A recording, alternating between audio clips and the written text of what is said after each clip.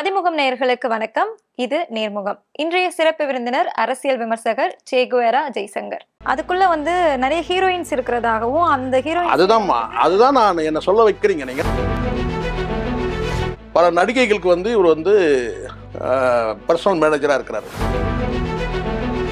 நடிகைகளுக்கும் விஜய்க்கும் உள்ள ஒரு தொடர்பை ஏற்படுத்தி கொடுக்கிறாரு. மனைவி எதிர்ப்பு தெரிவிக்கிறாங்க, மகன் எதிர்ப்பு தெரிவிக்கிறாங்க, மகள் எதிர்ப்பு தெரிவிக்கிறாங்க, குடும்பம் பிளவுபடுது. தனி விமானத்தில் ஒரு நடிகையோட பயணப்பட்டா இது எப்படியான பார்வை பொதுமக்கள் கிட்ட பார்க்கப்படும்ன்றதெல்லாம் நீங்க உணர்ந்திருக்கணும். ஜெகதீஷை சட்டை பிடிச்சி ஜேசன் சஞ்சய் அடிக்க போனார். இயற்கையா கூடக்கூடிய கூட்டத்தை நீங்க ஒரு உங்க படத்துல காட்சிப்படுத்துறதுக்காக நீங்க பண்ணீங்க பாத்தீங்களா, அங்கதான் அந்த உள்ள தூய்மை கிழிஞ்சு தொங்குது. இதே லவ் ஃபார் எவர்ன்ற வார்த்தையை அஜித்துக்கு போட முடியாது, செருப்பால அடிப்பான்.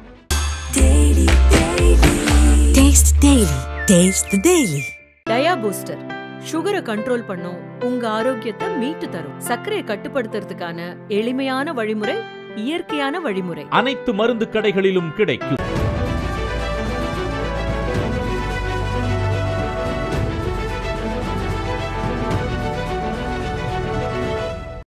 பழனிசாமி யாரு சார்? அவருக்கும் விஜய்க்கும் என்ன ஒரு உறவு இருக்கு? கருமத்தாம்பட்டின்னு ஒரு ஊர்மா அந்த பக்கம் கோயம்புத்தூர்ல. கேள்விப்பட்டீங்களா நீங்க? பேர் கஷ்டமா இருக்கா? இல்ல கருமத்தாம்பட்டி குமாப்பட்டி மாதிரி இருக்குல்ல. ஆமா சார். குமாப்பட்டியில இருக்கிறனாலும் அவரே பரவாயில்ல, சரிங்களா? கருமத்தாம்பட்டின்றது பாத்தீங்கன்னா ஒரு ஊர். அங்கிருந்து இங்க கோடம்பாக்கம் செட்டில் ஆகி பல நடிகைகளுக்கு இவர் பர்சனல் மேனேஜரா இருக்கிறாரு. பிஆர்ஓ இருக்கிறாங்கன்னா அந்த பிஆர்ஓவோட சேர்ந்து இவர் பார்த்தீங்கன்னா பர்சனல் மேனேஜராக சில நடிகைகளோட அந்த நடிகைகளுடைய பரிச்சயத்தின் மூலமாக விஜயோட நெருக்கமாகிறாரு. அந்த விஜயோட நெருக்கமாகிறதுக்கு காரணம் இந்த மீடியேஷன் தான். நடிகைகளுக்கும் விஜய்க்கும் உள்ள ஒரு தொடர்பை ஏற்படுத்தி கொடுக்குறாரு. தொடர்புன்னு தான் நான் சொன்னேன், சரிங்களா? படத்துல நடிக்கிறதுக்கு ஆமா, நீங்க எப்படின்னா எடுத்துங்க, அது தொடர்புன்னு சொல்லிட்டேன், அவ்வளவுதான். தொடர்பு ஏற்படுத்தி கொடுக்குறாரு. அதன் மூலமா விஜய்க்கு ரொம்ப நெருக்கமா ஆயிடுறாரு. ஸோ விஜய்க்கு நெருக்கமாகும் போது பார்த்தீங்கன்னா அவங்க குடும்பத்தில் இருக்கவங்க ஜெகதீஷோட நடவடிக்கையை பிடிக்கல. மானமுள்ள பெண்ணுக்கு யாரும் ஏற்றுக்க மாட்டாங்க இந்த மாதிரியான தொடர்பை. அவங்க கேட்டால் எதிர்ப்பு தெரிவிக்கிறாங்க. மனைவி எதிர்ப்பு தெரிவிக்கிறாங்க, மகன் எதிர்ப்பு தெரிவிக்கிறாங்க, மகள் எதிர்ப்பு தெரிவிக்கிறாங்க, குடும்பம் பிளவுபடுது. எல்லாரும் கேட்குறீங்க, ஏங்க நீங்கள் விஜயோட பர்சனல் லைஃப்பை பற்றி? நான் பர்சனல் லைஃப்பை தனிப்பட்ட நான் மீண்டும் அழுத்தமாக பதிவு பண்ணுறேன். எல்லாருக்கும் ஒன்று தான். இங்கே ராமதாஸ் மீது ஒரு பார்வை, சீமான் மீது ஒரு பார்வை, விஜய் மீது ஒரு தனி பார்வையெல்லாம் கொடுக்க முடியாது. எல்லாரும் மீதும் ஒரே பார்வை தான். எல்லாரும் விமர்சனத்துக்கு உள்ளாகிறாங்கன்னா இவரும் விமர்சனம் பண்ணி தானே ஆகணும், கண்டிப்பா இல்லையா? எல்லாரும் அரசியல், அவரும் சீமானும் அரசியல் கட்சி தலைவர் தானே. ஒரே ஒரு நடிகை வச்சுட்டு எவ்வளவு விமர்சனங்கள் கடந்த காலத்துல நடந்தது. நான் அது சரி தப்புன்னு நான் சொல்லவே இல்லைம்மா, சரிங்களா? ஆனால் அப்படி ஒரு பார்வை இருந்தது இல்ல. அதே பார்வை பார்த்தீங்கன்னா விஜய் பண்ணாலும் தப்பு தானே. ஒரு என்னைக்கு நீங்க ஒரு அரசியல் கட்சி தலைவராயிட்டீங்க, ஒரு மாற்று அரசியல் நீங்க கொடுக்க விரும்புறீங்கன்னு சொன்னா தனி விமானத்துல ஒரு நடிகையோட பயணப்பட்டா இது எப்படியான பார்வை பொதுமக்கள் கிட்ட பார்க்கப்படும்ன்றதெல்லாம் நீங்க உணர்ந்திருக்கணும். அதை தாண்டி இப்போ நம்ம அதெல்லாம் நீங்க செய்யும் போது பார்த்தீங்கன்னா ஏற்கனவே நடந்த சம்பவங்கள்லாம் உறுதியாகுது. ஜெகதீஷை சட்டை பிடிச்சி ஜேசன் சஞ்சய் அடிக்க போனாரு அப்படின்னு ஒரு தகவல் இருக்குன்னா இப்போ நீங்க உங்களுடைய நடவடிக்கையின் மூலமா அது உறுதியாகுது இல்லைன்னு சொல்ல வரேன் நான். இப்போ யாருமே இங்க கன்ஃபார்ம் பண்ணவே இல்லை, உங்க நடவடிக்கை கன்ஃபார்ம் ஆகுது. அப்போ இந்த ஜெகதீஷ் யாரு? எப்படி இந்த ஜெகதீஷ் பார்த்தீங்கன்னா நீங்களே பாருங்க, ஒரு சில போட்டோக்கள் அனுப்புறேன். இவர் எப்படி கட்சியோட துணை பொருளாக ஆக்கினார். சில நடிகைகளோட நெருக்கமான போட்டோக்கள் இருக்கு. அந்த போட்டோக்களை நீங்க பாருங்க. இவரை கொண்டு கட்சியோட துணை பொருளாளர் நீங்க போடுறீங்கன்னா அப்போ உங்களுக்கு என்ன அரசியல் கட்சி பார்வை இருக்குன்னு கேட்கிறேன் நான். அறிவு கட்ட அந்த ஜான் ஆரோக்கியசாமியை நான் கேட்கிறேன். இப்படியான சில படங்கள் இப்போ விஜய் நடிகர், நல்லா புரிஞ்சுங்க. படத்தில் நடிக்கும்போது பார்த்தீங்கன்னா சில நடிகைகளோட அவர் லிப்லாக் கொடுக்குறாரு, அதை பண்றாரு, இது பண்றாருன்னா அதை நீங்க சினிமாவில் நம்ம எடுத்துட்டு போயிடலாம். ஆனால் சினிமா காட்சி எல்லாமல் தனிப்பட்ட முறையில் ஒரு காட்சினா அது கண்டிப்பா தெரிஞ்சிடும். என்னன்னு கேட்டீங்கன்னா, இந்த காட்சி ஒரு நாய்க்குட்டியை தூக்கி வச்சிருக்கிறாரு அப்படின்னு சொன்னா அந்த காட்சி எந்த படத்துலயும் வரல. அப்ப நம்ம சொல்லலாம், ஒண்ணு இது காட்சி நிஜமா இருக்கலாம் அல்லது ஃபேப்ரிகேட் பண்ணப்பட்டதா இருக்கலாம் அப்படின்னு நம்ம சொல்லலாம். ஆனால் ஒரு சினிமாவில் நடிக்காத ஒரு மனிதர் ஜெகதீஷ் இத்தனை நடிகைகளோட தொடர்போடு பார்த்தீங்கன்னா இருக்கிற மாதிரி, பக்கத்துல நெருக்கமா இருக்கிற மாதிரி, முத்தம் கொடுக்குற மாதிரியான காட்சிகள்லாம் பார்க்க இருக்கும்போது இந்த நபரை கொண்டு நீங்க கட்சியோட துணை பொருளாளர் போடுறீங்கன்னு சொன்னா உங்களுக்கு என்னடா அறிவு இருக்கு, அரசியல் அறிவு? இதை வேற ஒரு கட்சி பண்ணியிருந்தா என்ன சொல்லிருப்பீங்க நீங்க? இந்த வேலையை பார்த்தீங்கன்னா விசிகால இருக்கிற பார்த்தீங்கன்னா ஒரு நிர்வாகி பண்ணா எப்படி பேசப்பட்டிருக்கும்? மதிமுகவில் இருக்க ஒரு நிர்வாகிகள் பண்ணியிருந்தாங்கன்னா எப்படி பேசப்பட்டிருக்குன்னா, கட்சியோட ஒரு பொருளாளர் பாருங்க எப்படி இந்த நடிகைகளோட பேசப்பட்டிருக்காதா? எந்த கட்சியாக தான் இருக்கட்டும், அது அதிமுக கூட இருக்கட்டும், ஒரு அதிமுக இருக்கிற ஒரு முன்னாள் அமைச்சருக்கு வந்து ஒரு நடிகை வந்து புகார் தராங்க, மணிகண்டன் ஒரு அமைச்சர், உங்களுக்கு தெரியும் நீங்க. அது எவ்வளவு பெரிய பேசும் பொருளாச்சு. அவர் சிறைக்கே போயிட்டு வந்தார், பெரிய புகாராச்சு. ஆனால் எப்படி பேசப்பட்டது அது?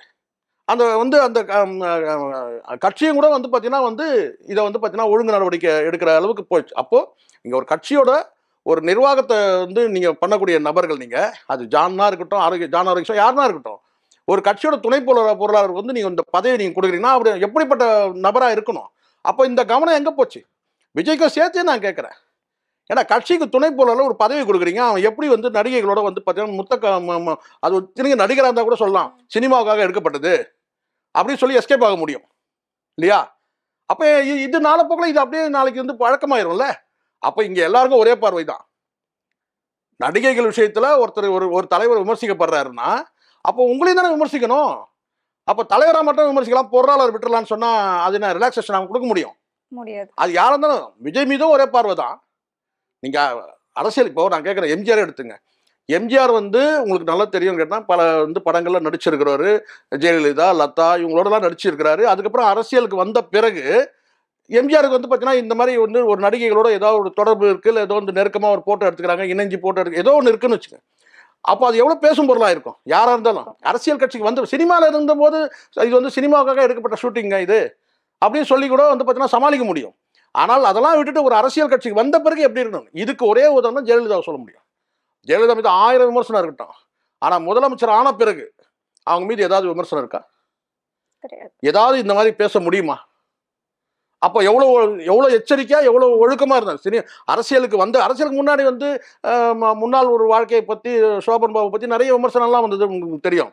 ஆனால் ஒரு அரசியல் கட்சிக்கு வந்து ஒரு முதலமைச்சர் பொறுப்பேற்ற பிறகு, அரசியல் கட்சிக்கு தலைமையேற்ற பிறகு நான் சொல்கிறேன், யாராவது பேச முடியுமா? நினைச்சு பேச முடியுமா? முடியாது. அதுதான் அந்த ஒழுக்கத்தை வந்து நீங்கள் வந்து ஃபாலோ பண்ணல. அவனை ஒரு பக்கம் துணை பொருளாளர் பதவியை கொடுத்துருக்கேன், இன்னொரு பக்கம் அவன் வந்து பார்த்தீங்கன்னா நடிகைகளோட வந்து பார்த்தீங்கன்னா குமால் அடிச்சுட்டு தானே, அப்புறம் என்னடா அரசியல் கட்சி நடத்துறீங்க நீங்கள்? இப்போ நீங்க வந்து இவங்களுக்கே ஒழுக்கம் இல்லை அப்படிங்கும்போது அவங்களோட அந்த வாரியர்ஸ் இருக்காங்கல்ல, தொண்டர்கள், அவங்களுக்கு எப்படி இருக்கும்? அவங்களோட அந்த பதிவுகள் அதுதான் இங்கே சில விஷயங்கள் இருக்கு, நல்லா புரிஞ்சுங்க. முதல்ல அந்த கேரவனை வந்து சீஸ் பண்ணியிருந்தாங்கன்னா நிறைய செய்திகள் வந்து நமக்கு வந்து செய்திகள்ன்றதை விட நிறைய வந்து உள்ள என்ன நடந்தது தகவல்கள் நமக்கு தெரிஞ்சிருக்கும். உள்ள என்னெல்லாம் இருந்ததுன்னு தெரிஞ்சிருக்கும். அங்கே வந்து யாரெல்லாம் இருந்தாங்கன்றது தெரிய வந்திருக்கும். உள்ள என்ன பண்ணிட்டு இருந்தாங்கன்னு தெரிஞ்சிருக்கும்.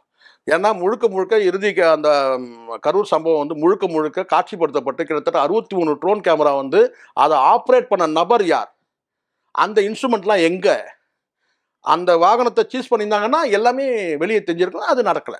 அந்த சிசிடிவியை கூட எரிச்சிட்டதா இப்போ ரீசெண்டாக. அதுதான் நான் சொல்கிறேன். அது எதனால இருக்குன்னா அதை வந்து பார்த்தீங்கன்னா வந்து அது எரிச்சிருக்கிறாங்க. அதை வந்து எரிச்சவங்க வந்து பார்த்தீங்கன்னா வந்து எதுக்காக அதை வந்து போட்டோ எடுத்தாங்க, அந்த போட்டோ யார் மூலமாக வெளியே வந்தது, இப்படி நிறைய கேள்வி இருக்குது. என் கேள்வி அதுக்கு முன்னாடி உள்ளது. எரிச்ச பிறகு நீங்கள் நிறைய கேள்விகள் இருக்குது. அது வந்து எரிச்சது வந்து பார்த்தீங்கன்னா எப்படி அந்த வளாகத்தில் எரிச்சாங்க, அதை யார் போட்டோ எடுத்தாங்க, எதுக்காக அந்த வெளியே வரணும், செய்தி வரணும், எரிக்கப்பட்டது உண்மையிலேயே வந்து அந்த சிசிடிவி ஃபுட்டேஜ் தானா அல்லது வேற ஏதாவதா, ஒருவேளை அதை கேட்டு வரக்கூடாதுன்றதுக்காக. ஆமாம், எரிக்கப்பட்டது வந்து டூப்ளிகேட்டா ஒரிஜினலா, ஏற்கனவே ஒரிஜினல் ஒன்று இருக்குது, அதை யாரும் கேட்டு தேடி இடி வந்துடக்கூடாதுன்றதுக்காக நாங்கள் எரிச்சாச்சுன்னு சொல்கிறாங்களா, அப்படி நிறைய கேள்வி இருக்குது. அதெல்லாம் ஒரு பக்கம் இருக்கட்டும். நான் சொல்கிறது கேட்டேன்னா அந்த வாகனத்தை சீஸ் பண்ணியிருந்தாலே, பண்ண வேண்டிய நேரத்தில் பண்ணியிருந்தாலே தெரிஞ்சிட்ருக்கோம். அன்றைக்கி இருக்கிற அத்தனை பேரையும் வந்து அரெஸ்ட் பண்ணி வந்து பார்த்தீங்கன்னா, நான் சொல்ல ஸ்பெஷி ஆனந்த் இருக்கிற வந்து இந்த ஆதவர்ஜனா, விஜய் உட்பட எல்லாரையும் அரெஸ்ட் பண்ணி வந்து பார்த்தீங்கன்னா பெரிய இதெல்லாம் கிடையாது.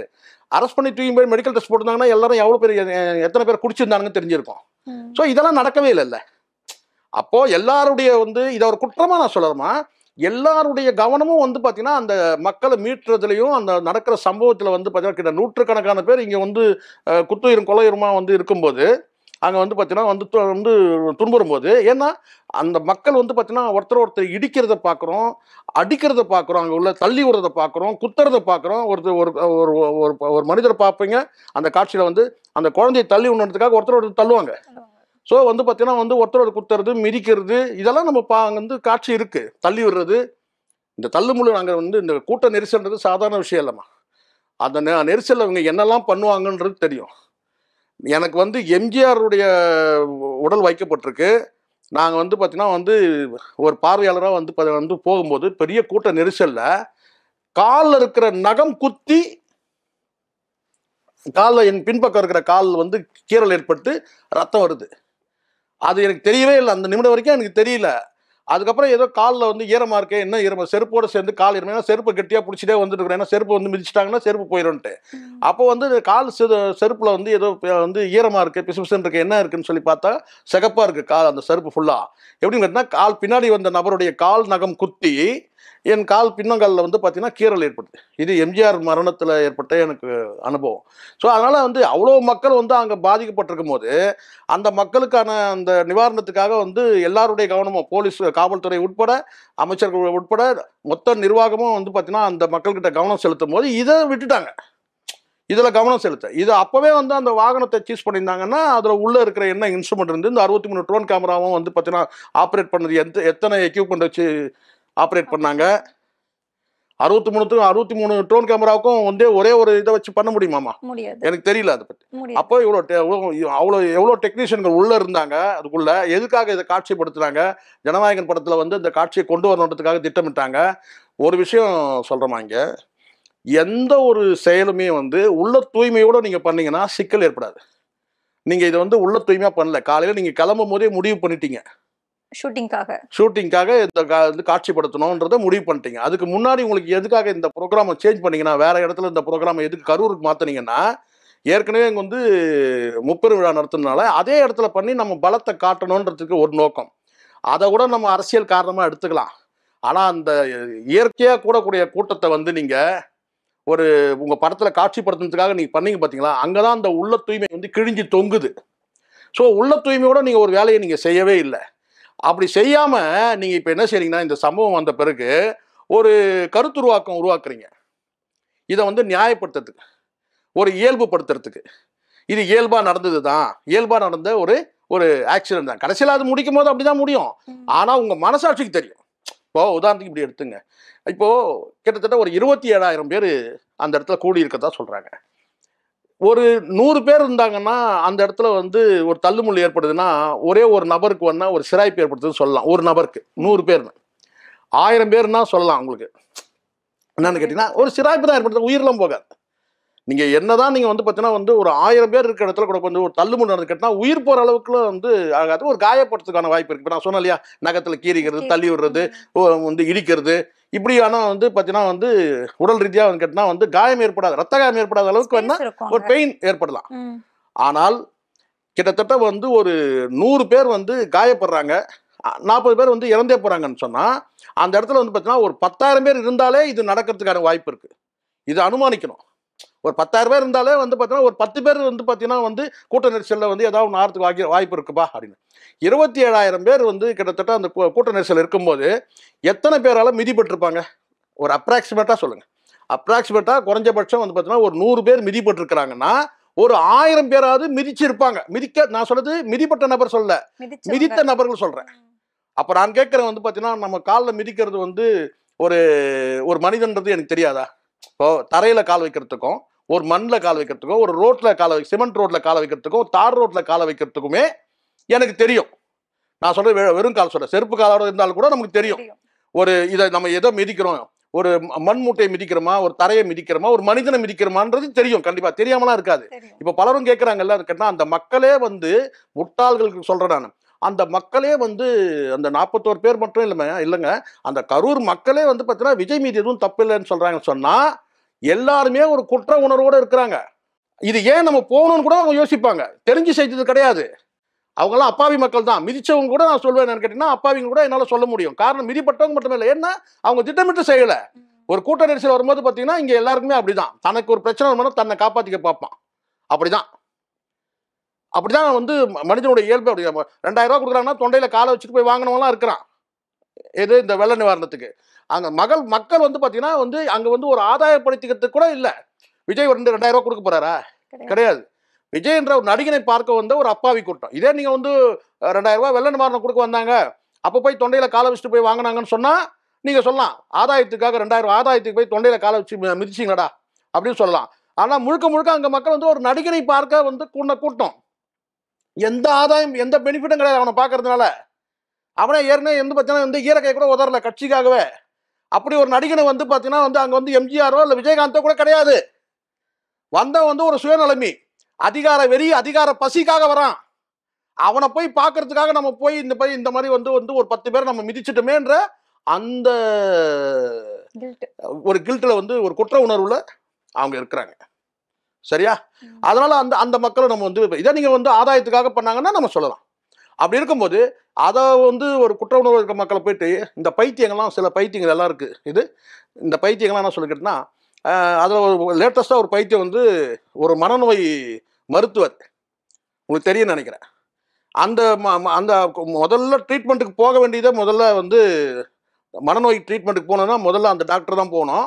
அவங்க உட்பட எல்லாருமே என்ன சொல்கிறான்னு கேட்டால் வந்து அந்த வந்து பார்த்தீங்கன்னா வந்து விஜய் மீது வந்து எதுவுமே தவறே இல்லை. இப்போ நானும் சொல்கிறேம்மா, விஜய் வந்து கொன்னுட்டாருன்னு நான் சொல்லவே இல்லை. அந்த மரணத்துக்கு காரணமானவர் யாரை சொல்வீங்க நீங்கள்? உண்மையிலேயே வந்து திட்டமிட்டு உங்களுக்கு வந்து பார்த்தீங்கன்னா உங்கள் மீது நடவடிக்கை எடுக்கணும், இல்லை உங்களை வந்து பார்த்தீங்கன்னா களங்கப்படுத்தணும் எப்படியான நோக்கம் இருந்ததுன்னா இந்த காவல்துறை முதல்ல அந்த வண்டியை சூஸ் பண்ணியிருக்கோம். உன்னை வந்து ரவுண்ட் அப் பண்ணி உன்னை முதல்ல வந்து மெடிக்கல் டெஸ்ட்டுக்கு அனுப்பியிருக்கோம். எத்தனை பேர் நீங்கள் கூட இருந்தீங்கன்னா அத்தனை பேர் கூடிய வந்து பார்த்தீங்கன்னா மெடிக்கல் டெஸ்ட் அனுப்பிச்சு எவெல்லாம் வந்து ட்ரங்கனாக இருந்திருக்கான்னு, ட்ரிங்க் பண்ணியிருக்கான்னு தெரிஞ்சிருக்கும். அப்படி எதுவுமே வந்து போலீஸ் பண்ணவே. அப்போ போலீஸுக்கு உள்நோக்கம் கிடையாது. அந்த மக்களை வந்து அங்கேருந்து எப்படி வந்து பார்த்தீங்கன்னா செக்யூர் பண்ணுறது அந்த கவனத்தில் தான் இருந்திருக்கிறாங்க.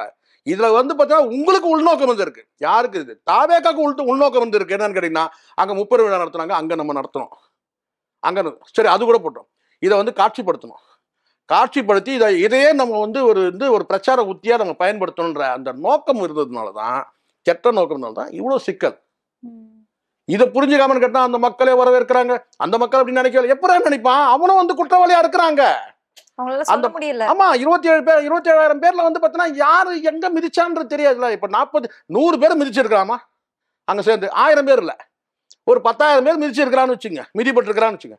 அந்த 10,000 பேர் மிதிச்சவன் வந்து பார்த்தீங்கன்னா நேரடியாக அவன் வந்து அங்கிருந்து அவன் அங்கிருந்து தப்பிக்கணுன்றதுக்காக அவன் மிதிச்சுதான் வச்சுப்பான். இன்னொரு கூட்டம் வந்து பார்த்தீங்கன்னா வந்து இந்த சிக்கலை உள்ள போய் நம்ம மாட்டிக்கிட்டுமே நம்ம அப்படியே தப்பிச்சு ஓடிடுவோம். நம்ம இந்த சிக்கலை நம்ம உள்ள போய் மாட்டிக்கூடாது. ஏன்னா அங்க வந்து கிட்டத்தட்ட வந்து ஒரு கலவரம் போல அந்த பகுதி இருக்கு, அங்கே தள்ளுமுள் ஏற்படுது, அதில் போய் மாட்டிக்க சொல்லிட்டு அவன் ஒரு பக்கம். அப்போ அந்த மக்கள் கூடின அந்த 27,000 அந்த மக்களுக்கே வந்து ஒரு குற்ற உணர்வு இருக்கும்போது இதை வந்து விஜய் வந்து எதுவுமே தப்பாக நினைக்கவே இல்லை. அப்படி கிடையாது. நினைக்கிறாங்க, வெளியே சொல்ல முடியல, வெளியே சொல்ல நினைக்கிறாங்க.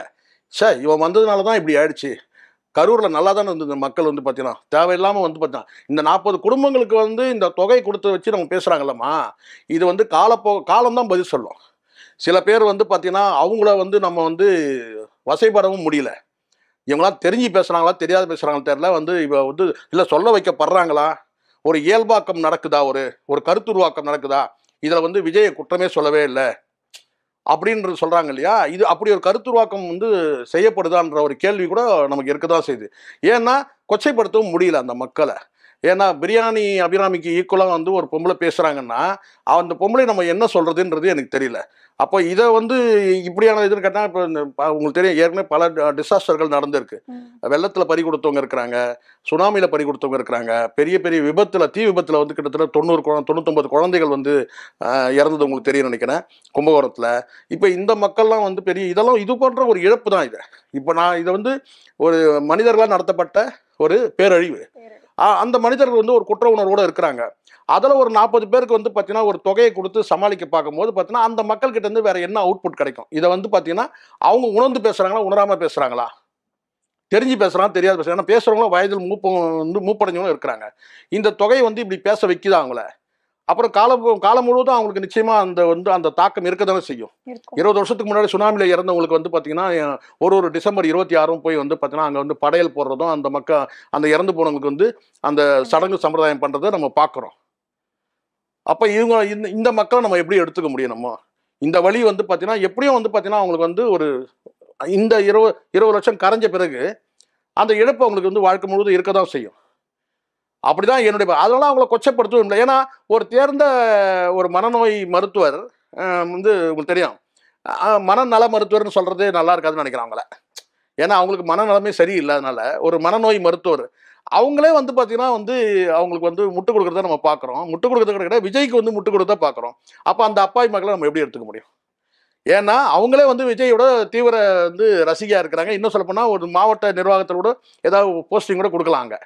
ஏன்னா அப்படிதான் இருக்கிறாங்க. அதுக்கு முன்னாடி அவங்க ஒரு நல்ல ட்ரீட்மெண்ட் எடுத்துகிட்டு போகிறது நல்லது. ஏன்னா ஏற்கனவே அங்கே இருக்கிறவங்க எல்லாம் வந்து தற்கொலையாக இருக்கலாம், மனநலம் பாதிக்கப்பட்டவனா இருக்கலாம் அந்த கட்சியில். இவங்க அடுத்து ஒரு பதவி கூட போவாங்க போல இருக்கு. அப்படிதான் இருக்கு அவங்க பேசுறது இருக்கு. இங்கே எல்லாருக்கும் ஒரு பொது பார்வைன்னு ஒன்று இருக்குமா, ஒரு கூட்டு பார்வைன்னு ஒன்று இருக்கு. அந்த கூட்டு பார்வையில் வந்து பார்த்தீங்கன்னா எல்லாத்தையும் சீர்தூக்கி பார்ப்பாங்க. யார் மேலே இங்கே தவறு இருக்கு, யார் இதுக்கு காரணம்னு சொல்லிட்டு. இதை வந்து நான் வந்து மீடியாவில் வந்து நான் பிரபலமானவன், நான் வந்து பெரிய டாக்டர், நான் மனோதத்துவ டாக்டர், நான் சொன்னேன்னா எல்லாரும் நம்புவாங்கன்ற அந்த துணியில் பேசக்கூடாது. இங்கே எல்லாருக்கும் வந்து ஒரு பார்வைன்னு ஒன்று இருக்குது, ஒரு நியாய பார்வைன்னு ஒன்று இருக்குது. யார் மேலே தவறுன்றது எல்லாருக்கும் தெரியும். அதை பூசி மெழுக பார்க்குறாங்க சில பேர். அப்படிதான் சார் இந்த ரூட் அவங்க வந்து என்ன பண்ணிட்டு இருக்காங்க, இதுக்கும் ஜெகதீஷ்க்கும் என்ன சம்பந்தம்? இல்லைம்மா, முழுக்கமா நான் ஏற்கனவே சொன்னதை இங்கே பதிவு பண்ணுறேன் இந்த இடத்துல. என்னென்னா சினிமாவில் வந்து இந்த ஜெகதீஷ் வந்து விஜய்க்கு என்னவா இருக்கிறாரு. ஒரு பக்கம் இந்த உங்களுக்கு தெரியும் நினைக்கிறேன், வாரிசு படத்தில் வந்து அவர் கோ ப்ரொடியூசராக வந்துட்டார் அந்த படத்தில். இந்த ஜனநாயகன் படத்து அதுதான் நான் மீண்டும் மீண்டும் சொல்கிறேன், ஜெகதீஷ் மீது நடவடிக்கையை வந்து எடுக்கணும் அப்படின்றது தான் என்னோட பாரு. ஏன்னா இந்த ஜனநாயகன் படத்துக்கு அவர் வந்து கோ ப்ரொடியூசராக அவர் வர்றாரு ஒரு பக்கம். இன்னொரு பக்கம் வந்து பல நடிகைகளுக்கு வந்து இவருக்கு மட்டுமே வேலை செய்யலை, பல நடிகைகளுக்கு வந்து அவர் பிஆர்ஓவாக இருக்கிறாரு, பர்சனல் மேனேஜராக இருக்கிறாரு.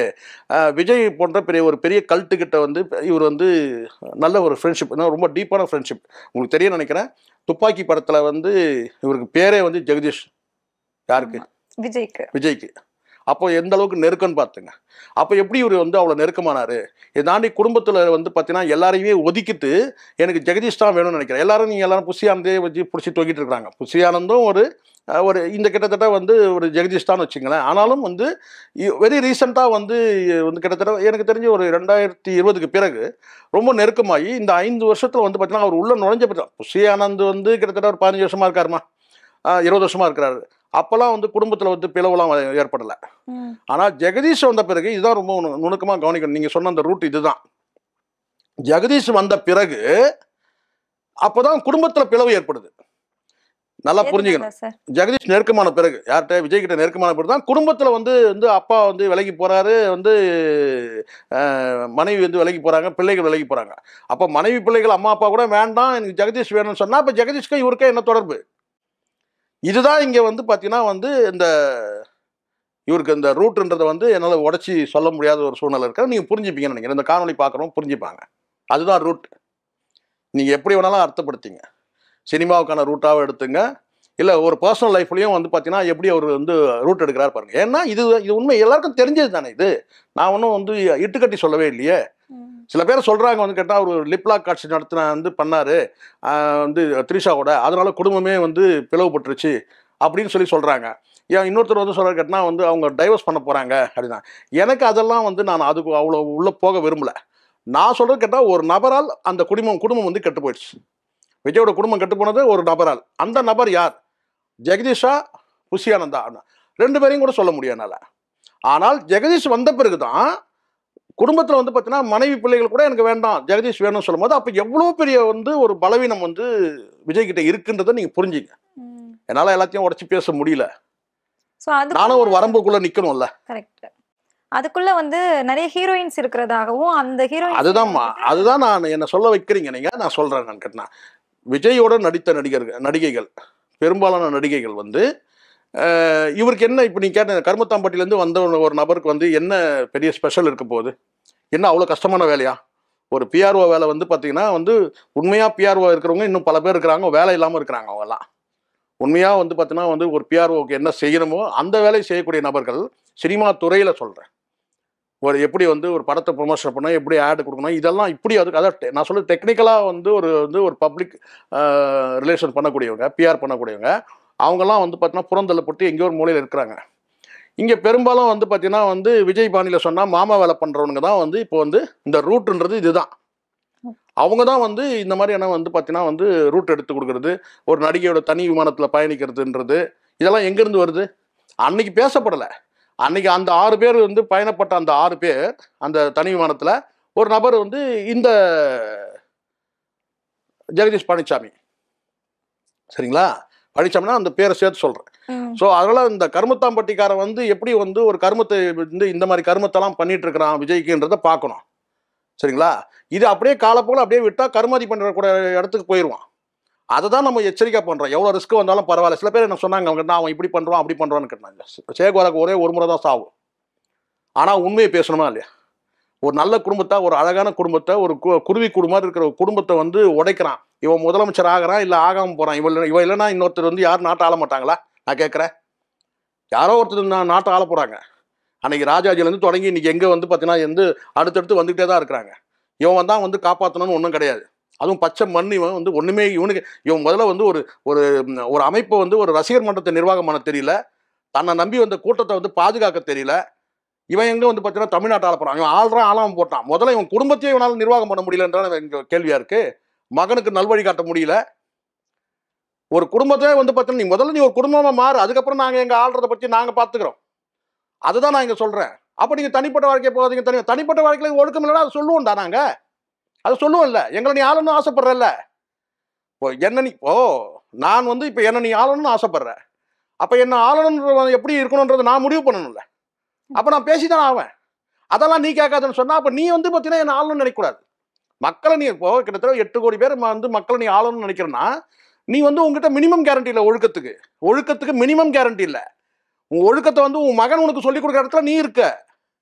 அவர் சொல்லிக் கொடுக்குறாரு. ஆமா, மகன் வந்து சொல்லிக் கொடுக்குற இடத்துல நீ இருக்கிற. ஒழுக்கத்தை வந்து மொத்தம் ஒரு மகன் சொல்லிக் கொடுக்குற இடத்துல நீ இருக்கிற. அப்போ வந்து ஜெகதீஷ் வந்து சட்டையை பிடிச்சி என் குடும்பத்தையே நாசமாக்கிட்டேன்னு குழந்தை சொல்றான்னா அவன் அவங்க அம்மாவோட உரிமைக்காக அவன் போராடுறான். அதை ஈஸியா புறந்துட்டு நம்ம போக முடியாது. இது தனிப்பட்ட வாழ்க்கை. அப்படிதான் போயிட்டு இருக்கான் எல்லாரும். நான் அப்படி பேசல. முதல்ல நீ ஒரு குடும்பமா செட்டப் வா. அதுக்கப்புறம் எங்களை ஆசைப்படு, எங்களை ஆளணும்னு ஆசைப்படு. இதை உங்க அப்பா கேட்கவே இல்லைன்னு சொன்னா அது அவன் சௌகரியம். அவங்க அப்பா பேசும்போது கூட வந்து பாத்தீங்கன்னா சில விஷயங்கள்ல வந்து பாத்தீங்கன்னா வந்து நீ ஏன் பயப்படுற, ஒரே ஜீன் தானேன்ற வெக்கப்பட வேணா அதை சொல்றதுக்கு. எஸ்எஸ்சி ஜீன் பேசுறல்ல, அந்த இடத்துல நீ என்ன சொல்லணும்? அந்த இடத்துல என்ன நான் ஒன்று சொல்றேமா, இங்க ஒரு குடும்ப தலைவன் அந்த குடும்பம் வந்து எந்த வகையிலையும் செதறாம பார்த்துக்கணும். நிறைய புழுக்கங்கள் ஒரு குடும்பத்துல இருக்கும். ஆனா எந்த வகையிலும் வந்து பார்த்தா அந்த குடும்பம் பிளவுபடாம பார்த்துக்கிறது தான் அந்த குடும்ப தலைவனுடைய வேலை. நான் வந்து அப்பா, நான் தான் உன் தந்தை, நான் தான் உன் அப்பா அப்படின்னு நீ சொல்றது பெருமை கிடையாது. அந்த அப்பாவோட ரோலை நீ வந்து பார்த்தீங்கன்னா வந்து எல்லாமே பண்ணணும். ஒரு நடிகனா நான் கல்ட்டா உருவாக்கிட்டேன், அடுத்தது வந்து பார்த்தீங்கன்னா உன்னை அரசியல் கட்சி தலைவராக என்னால் உருவாக்க முடியும்ன்றது மெசேஜ் கிடையாது. உன்னை வந்து முதல்ல ஒரு குடும்ப தலைவனா ஆக்கணும். முதல்ல ஒரு அப்பா ஒரு தன் மகனை வந்து முதல்ல குடும்ப தலைவனா ஆக்கணும். கரெக்டுங்களா? நான் ஒரு குடும்ப தலைவனா இருந்தேன், அடுத்தது உன்னை நல்ல குடும்ப தலைவனா மாத்துறேன். அதுக்கப்புறம் நான் உன்னை வந்து பார்த்தீங்கன்னா கதாநாயகன் ஆக்குறேன், அதுக்கப்புறம் நான் முதலமைச்சர் ஆக்குறேன்றதுலாம் செகண்டு. முதல்ல ஒரு குடும்ப தலைவனா ஆக்கணும்ல. அதுவே இங்க சந்தி சிரிக்குது இல்லையா? அப்போ இது வந்து பார்த்தீங்கன்னா இது எல்லாருக்கும் உள்ளதுதான், அவருக்கு உள்ளதுதான், இவருக்கு உள்ளதுதான் அப்படின்னு நீங்க சமாதானம் தேட முடியாது. இன்னைக்கு காலம் மாறிட்டு இருக்கு. என்னை ஆளணும்னு நீ நினைக்கிறேன்னு சொன்னா நீ வந்து பார்த்தீங்கன்னா நீ எப்படிப்பட்ட, நீ சுத்தமா இருக்கிறியா, தனிப்பட்ட வாழ்க்கையில நீ சுத்தமா இருக்கியான்றதை பார்ப்போம். நீ பார்க்கக்கூடாதுலாம் சொல்ல முடியாது. ஸோ அதனால வந்து பார்த்தீங்கன்னா இந்த இடத்துல நம்ம வந்து இதை விமர்சனம் ஏன் எதுக்காக பண்றோம்னு கேட்டா நம்மளுடைய நன்மை கருதி தான். விஜயோட நன்மைன்றது செகண்டு. நம்மளை ஒருத்த ஆள வரான், அவன் வந்து பார்த்தீங்கன்னா எப்படிப்பட்டவனா இருக்கணும். அப்போ நீ எப்படி இருந்தா உன்னுடைய தொண்டர்கள் எப்படி இருப்பாங்கன்றது நாங்கள் முடிவு பண்ண முடியும். இப்போ நீயே இங்கே வந்து ஒழுக்கம் இல்லாமல் இருக்கிறன்னா அங்கே எப்படி இருக்கிறாங்கன்னு பாருங்க. எனக்கு மிகப்பெரிய சந்தேகம் இருக்கு. விஜயோட அந்த நடவடிக்கை பேச்சிலேயே வந்து பார்த்தீங்கன்னா நிதானம் இல்லாமல் இருக்கு. ஒரு குழந்தைய காணணும்னு சொல்லும்போது பார்த்தீங்கன்னா அவர் சொல்லக்கூடிய லாங்குவேஜ் என்னன்னு பாருங்க. அப்போ எனக்கே அதில் சந்தேகம் இருக்கு.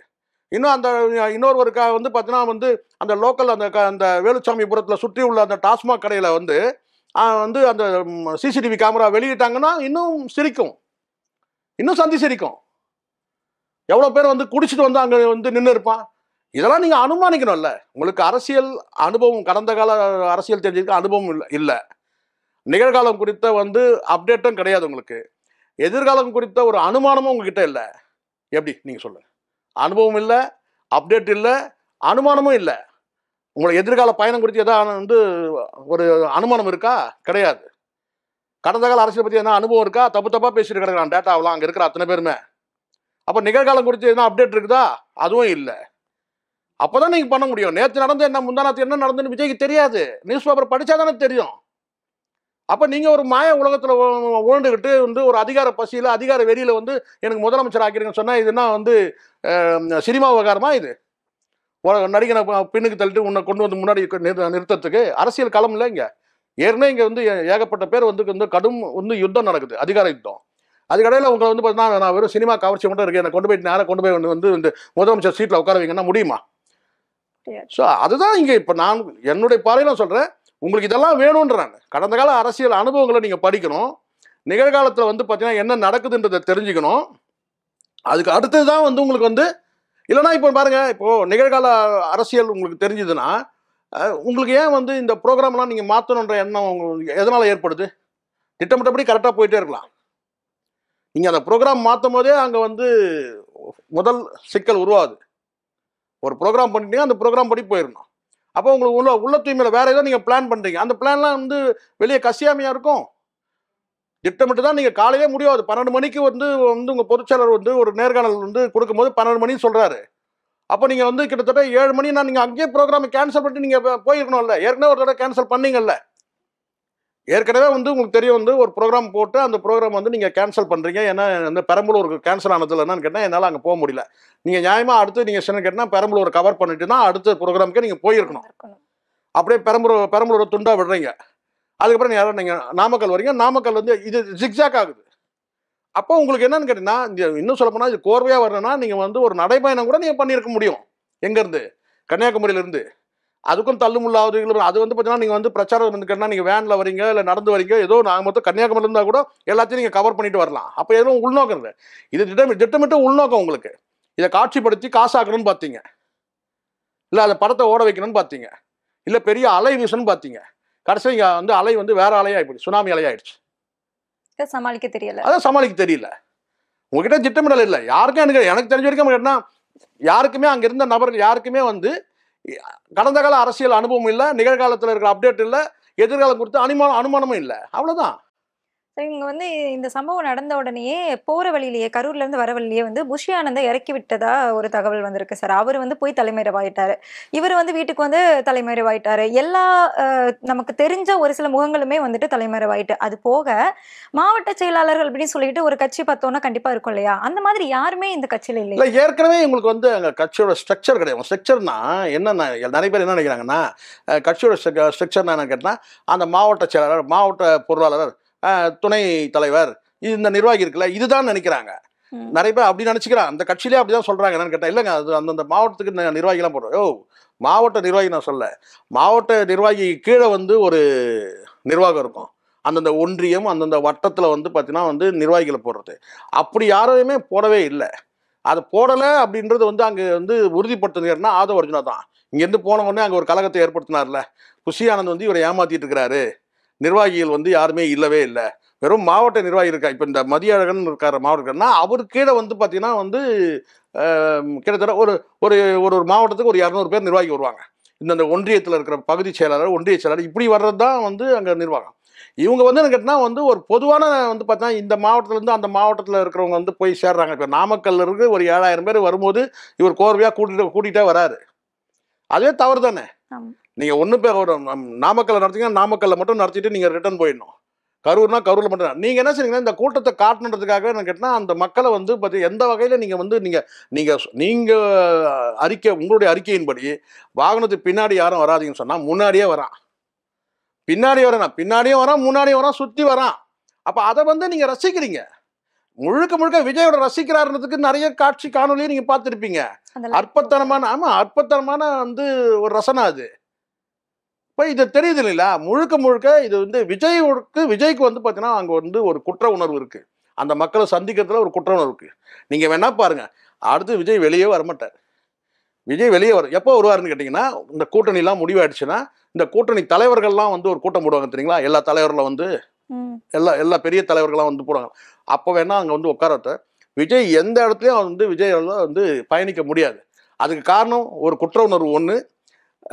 அதை தாண்டி வந்து அவங்க அப்பா சொன்ன மாதிரி பயம். அவங்க அப்பா தானே சொன்னார், ஏன் பயப்படுறேன்னு கேட்குறாரு. அப்போ பையன் பயப்படுறான்னு ஒத்துக்கிறாருல அவர். நீங்கள் என்ன சொல்லணும்? நீங்கள் ஜின்னு சொல்லிங்க, அது நீங்கள் சொல்ல வேண்டிய அவசியமே இல்லை. எல்லாருக்கும் தெரியும் எஸ்எஸ்சியோட மகன் தான் விஜய்ன்றது எல்லாருக்கும் தெரியும். அதை நீங்கள் வந்து மேடையில் வந்து முழங்க வேண்டிய அவசியமே கிடையாது. சரிங்களா? எங்களுக்கு எந்த சந்தேகமும் இல்லை. அது எஸ்எஸ்சியோட மகன் தான் விஜய்ன்றதுல எங்களுக்கு எந்த டவுட்டும் கிடையாது.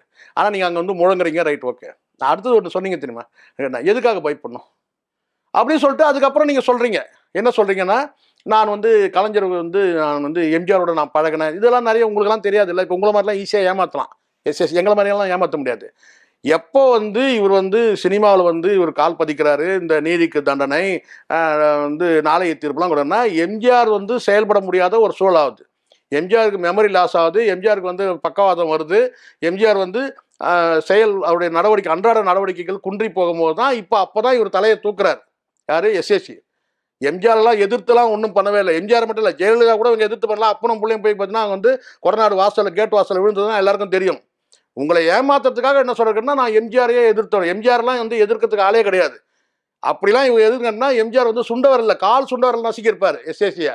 அப்படி கிடையாது. அன்னைக்கு சூழலுக்கு வந்து எதிர்கட்சியோட போயிட்டு நீங்கள் வந்து அன்னைக்கு வந்து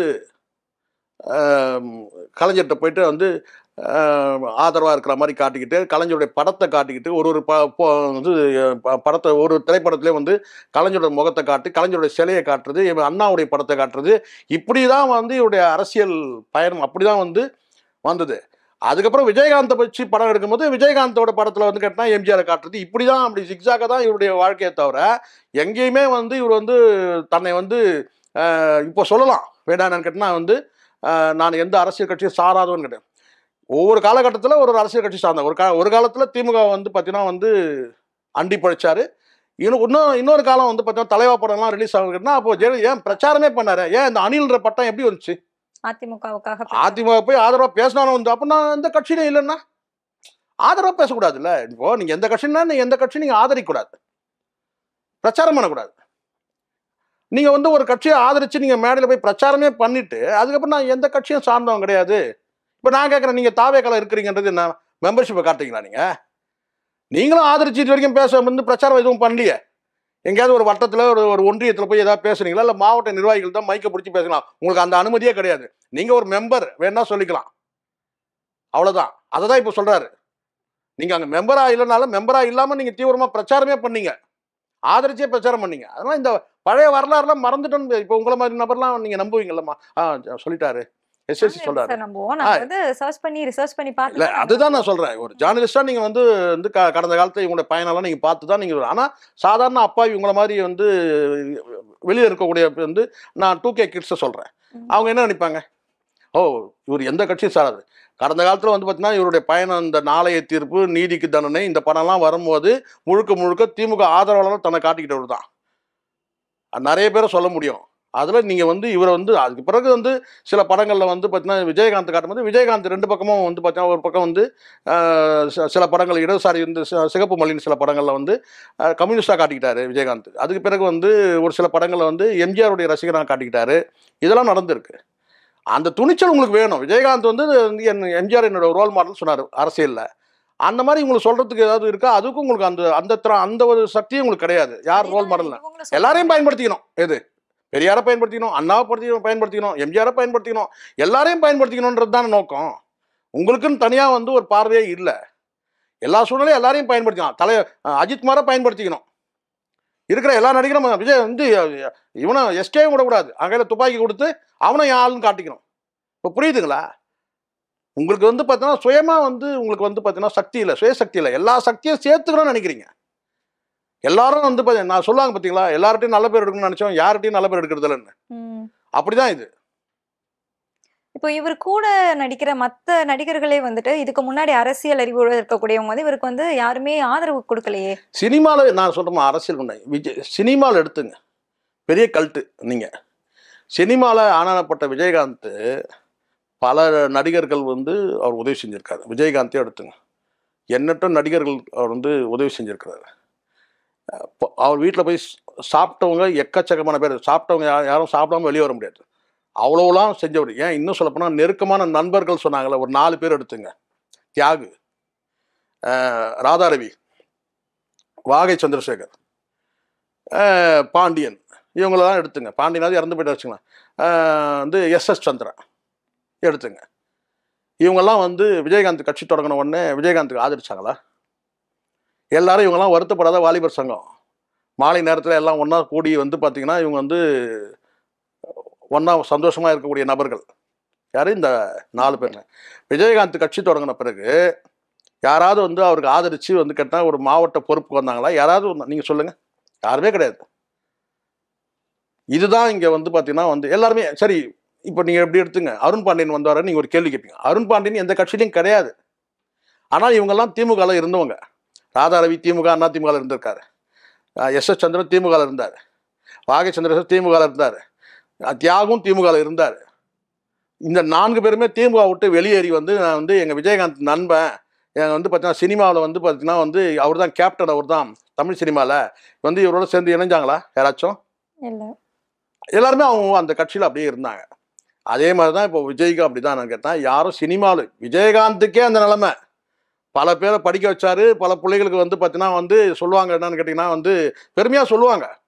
காலேஜ் சீட்டு வந்து பார்த்தீங்கன்னா சொன்னார் பாருங்க, கஸ்தூரி ராஜா சொன்னார் பாருங்க. காலேஜ் சீட்டு அவர் வந்து பார்த்தீங்கன்னா வந்து விஜயகாந்த் தான் அதை வந்து அதுக்கான காரணமே. தன் மகள் வந்து மருத்துவர் ஆனதுக்கு காரணமே வந்து விஜயகாந்த் தான் சொன்னார். அது மாதிரி பல பேர் சொல்லாதவங்க இன்னும் பல பேர் வாய்ப்பு கிடைக்கும் போது அவர் சொன்னார். இன்னும் எண்ணற்ற பல பேர் இருக்கிறாங்க. அவங்கெல்லாம் விஜயகாந்துக்கு போய் சப்போர்ட் பண்ணிட்டாங்களா? அரசியல் கட்சி தொடங்கணும், தேமுதிக. அரசியல் வேற, இது வேறன்றோம். விஜயகாந்துக்கு அந்த விஜய்க்கு என்ன நிலமன்னு பாருங்க. விஜய் வந்து ஈரக்கை கூட உதர்னது கிடையாது. சும்மா அந்த விருது வழங்குறான்றது சீன் போகிறதுக்காக, நானும் வந்து ஏதோ செஞ்சேன்றதுக்காக. அப்படி இருக்கும்போது எப்படி ஆதரவு தெரிவிப்பாங்க? சினிமாவிலேயே உங்களுக்கு ஆதரவு இல்லை, அதை விட்டுருங்கம்மா. அதை தாண்டி நீங்கள் வந்து இப்படி வாங்க. குடும்பத்திலேயே வந்து பார்த்தீங்கன்னா வந்து கான்கிரீட்டாக சொல்ல முடியலையே. தாவேக்கார ஓட்டுன்னு வந்து பார்த்தீங்கன்னா வந்து இவர் வேணா சொல்கிறாரு, எஸ்எஸ்சி சொல்கிறாருன்னு வச்சுங்க, ஒரு பொது நிகழ்வில் வந்து சொல்கிறாரு என்ன. ஆனால் அவர் ஓட்டு கன்ஃபார்ம் தெரிஞ்சிச்சு. மற்ற நபர்கள் ஓட்டு வந்து சொல்ல முடியலல்ல. உங்கள் குடும்பத்தோட ஓட்டே உறுதியாகலை இன்னும். அதுக்கப்புறம் வீட்டுக்கு 2 ஓட்டு விழுன்றீங்க. அதெல்லாம் வந்து பார்த்தீங்கன்னா அனுமானம் தான். வீட்டுக்கு 2 ஓட்டுன்றது வந்து ஒரு அனுமானம் உங்களுக்கு. அது எப்படி வேணாலும் நடக்கும். ஸோ அதனால் இன்னும் கூட நான் வந்து இப்போ நான் சொல்லுமா, அரசியலில் வந்து அரசியலுக்கு தகுதியான நபரான்ற ஒரு கேள்வி வந்து இப்போ நிற்குது. இப்போ விஜய் வந்து அரசியல் ஒட்டுமொத்தமாக ஒரு கட்சி நடத்துறதுக்கும் ஒரு அரசியலுக்கும் தகுதியான நபரான்னு ஒரு கேள்வி வருது. அதுக்கப்புறம் தான் முதலமைச்சர்ன்றது அடுத்தது. அரசியல் கட்சி நடத்துறதுக்கே உங்களுக்கு வந்து ஒரு தகுதி இருக்கான்ற ஒரு கேள்வி வந்து அதுதான் ரொம்ப ரொம்ப யோசிக்க வேண்டிய ஒரு கேள்வி ஆயிடுச்சு. இப்போ நீங்கள் முதலமைச்சர் ஆகலைன்னா அதுக்கப்புறம் அது அடுத்த கதை. அது முதல்ல நீங்கள் ஒரு அரசியல் கட்சி நடத்துறதுக்கு வந்து உங்களுக்கு தகுதியான நபரா, உங்களால் நடத்த முடியல, அரசியல் கட்சியை உங்களால் நிர்வாகம் பண்ண முடியல அப்படின்னு ஆயிடுச்சு. அதுக்கு காரணம் உங்களுடைய அவசர குணம். மெல்ல மெல்ல கட்சியை உருவாக்கி ஒரு வந்து வட்டந்தோறும் உருவாக்கி 24 மணி நேரம் கட்சி பணியில் ஈடுபட்டு உழைப்பை கொட்டி அதுக்கப்புறம் மெல்ல மெல்ல வந்து பார்த்தீங்கன்னா முதல் ஒரு ஸ்டெப்பு வந்து விஜயகாந்த் எப்படி வந்தார் பாருங்க. முதல் ஸ்டெப்பு வந்து கேட்டினா ரசிகர் மன்றத்துக்கு தலைவரானார். அடுத்த ஸ்டெப்பு வந்து எதிர்கட்சி தலைவரானார். அடுத்து முதலமைச்சர் ஆகிறதுக்கான வாய்ப்பு இருக்குது. ஆனால் வந்து அது காலம் அவர் இழுத்துட்டு போயிடுச்சு. இதுதான் உண்மை. அப்போ நீங்கள் மெல்ல மெல்ல அடுத்து 31 இலக்கு வச்சு நீங்கள் நகர்ந்தீங்கன்னா பரவாயில்ல. நீங்கள் 21 வரைக்கும் நீங்கள் கட்சியை தொடங்காமல் அதுக்கப்புறம் இப்போ ஒரு சாதகமான சூழல் வருதுன்ற அதை வச்சுக்கிட்டு இவங்க உயிரோடு இல்லை, அவங்க உயிரோடு இல்லை அப்படி நினச்சி வரக்கூடாது. ஜெயலலிதா உயிரோடு இல்லை, கலைஞர் உயிரோடு இல்லை. விஜய் உதயநிதி தானே வராரு. அவர் உதயநிதி தான் சாதாரண சின்ன நடிகர், நம்ம பெரிய நடிகர், நம்ம வந்துலாம் நேராக முதலமைச்சராக போய் உட்காந்துடலாம் அப்படின்னு சொல்லி இந்த வியூக அமைப்பாரெல்லாம் ஒரு கணக்கு போட்டு கொடுத்த உடனே நீங்கள் தடாலடியாக ஒரு முடிவு எடுத்து எக்கு தப்பாக பேசி, பேச தெரியாமல் பேசி, என்ன பேசணும் தெரியாமல் பேசி, ஒரு மெச்சூரிட்டி இல்லாமல் வந்து நடந்துக்கிட்டு இப்போ அடுத்த செகண்ட் நேராக போய் முதலமைச்சராக போய் உட்காந்தா சினிமாவா இது? அதனால் விஜய்க்கு வந்து எனக்கு தெரிஞ்சுக்கிட்டனா அரசியலில் வந்து பார்த்தீங்கன்னா விஜய் வந்து வெற்றி பெறதுக்கான வாய்ப்பே இல்லை. முதல்ல நீங்கள் நிரூபிக்கணும்னா முதல்ல ஃபஸ்ட்டு நீங்கள் ஒரு குடும்ப தலைவனாக மாறுங்க. என்னுடைய அட்வைஸ் தான். முதல்ல நீங்கள் நல்ல குடும்ப தலைவனாக காட்டுங்க. அதுக்கு அடுத்த செகண்ட் இப்போ நேற்று முந்தினது கூட ஒரு போட்டோ பார்த்தேன். அந்த போட்டோ வந்து சமீபத்தில் எடுக்கப்பட்ட போட்டோ தான் நினைக்கிறேன். அதை நான் சொல்கிறது கிட்டத்தட்ட ஒரு 4 வருஷத்துக்கு முன்னாடி எடுத்த போட்டோ தான் இருக்கும்னு நினைக்கிறேன். அந்த போட்டோ பார்க்கறது ரொம்ப அழகாக இருக்குது. ஆமாம், அந்த ஃபேமிலி போட்டோ. ஸோ முதல்ல நீங்கள் வந்து ஒரு குடும்ப தலைவனாக நீங்கள் வந்து முதல்ல வாங்க. அதுக்கு பிறகு அடுத்த கட்டமாக நீங்கள் எங்களை ஆளணும்னு ஆசைப்படுங்க. அதுதான் நான் சொல்லுவேன். முதல்ல நீங்கள் குடும்பத்தை ஆளுங்க. குடும்பமே நீங்கள் வந்து பார்த்தீங்கன்னா குடும்பத்தை நீங்கள் ஆளணும்னு சொன்னால் சர்வாதிகாரத்தில் ஆள முடியாது. அன்பால் தான் ஆள முடியும். அப்பா அம்மாவை வந்து மதிக்கிற பிள்ளையாக இருங்க. அதுக்கு அடுத்து பார்த்தீங்கன்னா மனைவி வந்து பார்த்தீங்கன்னா பக்கத்தில் இருந்தால் தான் மனைவி தான் மிகப்பெரிய பலமே. இன்றைக்கி இருக்கிற பெரிய தலைவரெலாம் நீங்கள் எடுத்துங்க, அவங்கெல்லாம் வந்து பலத்தோடு இருக்கிறதுக்கு காரணம் கேட்டால் மனைவி இருக்கிறாங்க. இதுதான் உண்மை. யாரை வேணாலும் நீங்கள் எடுத்துங்க.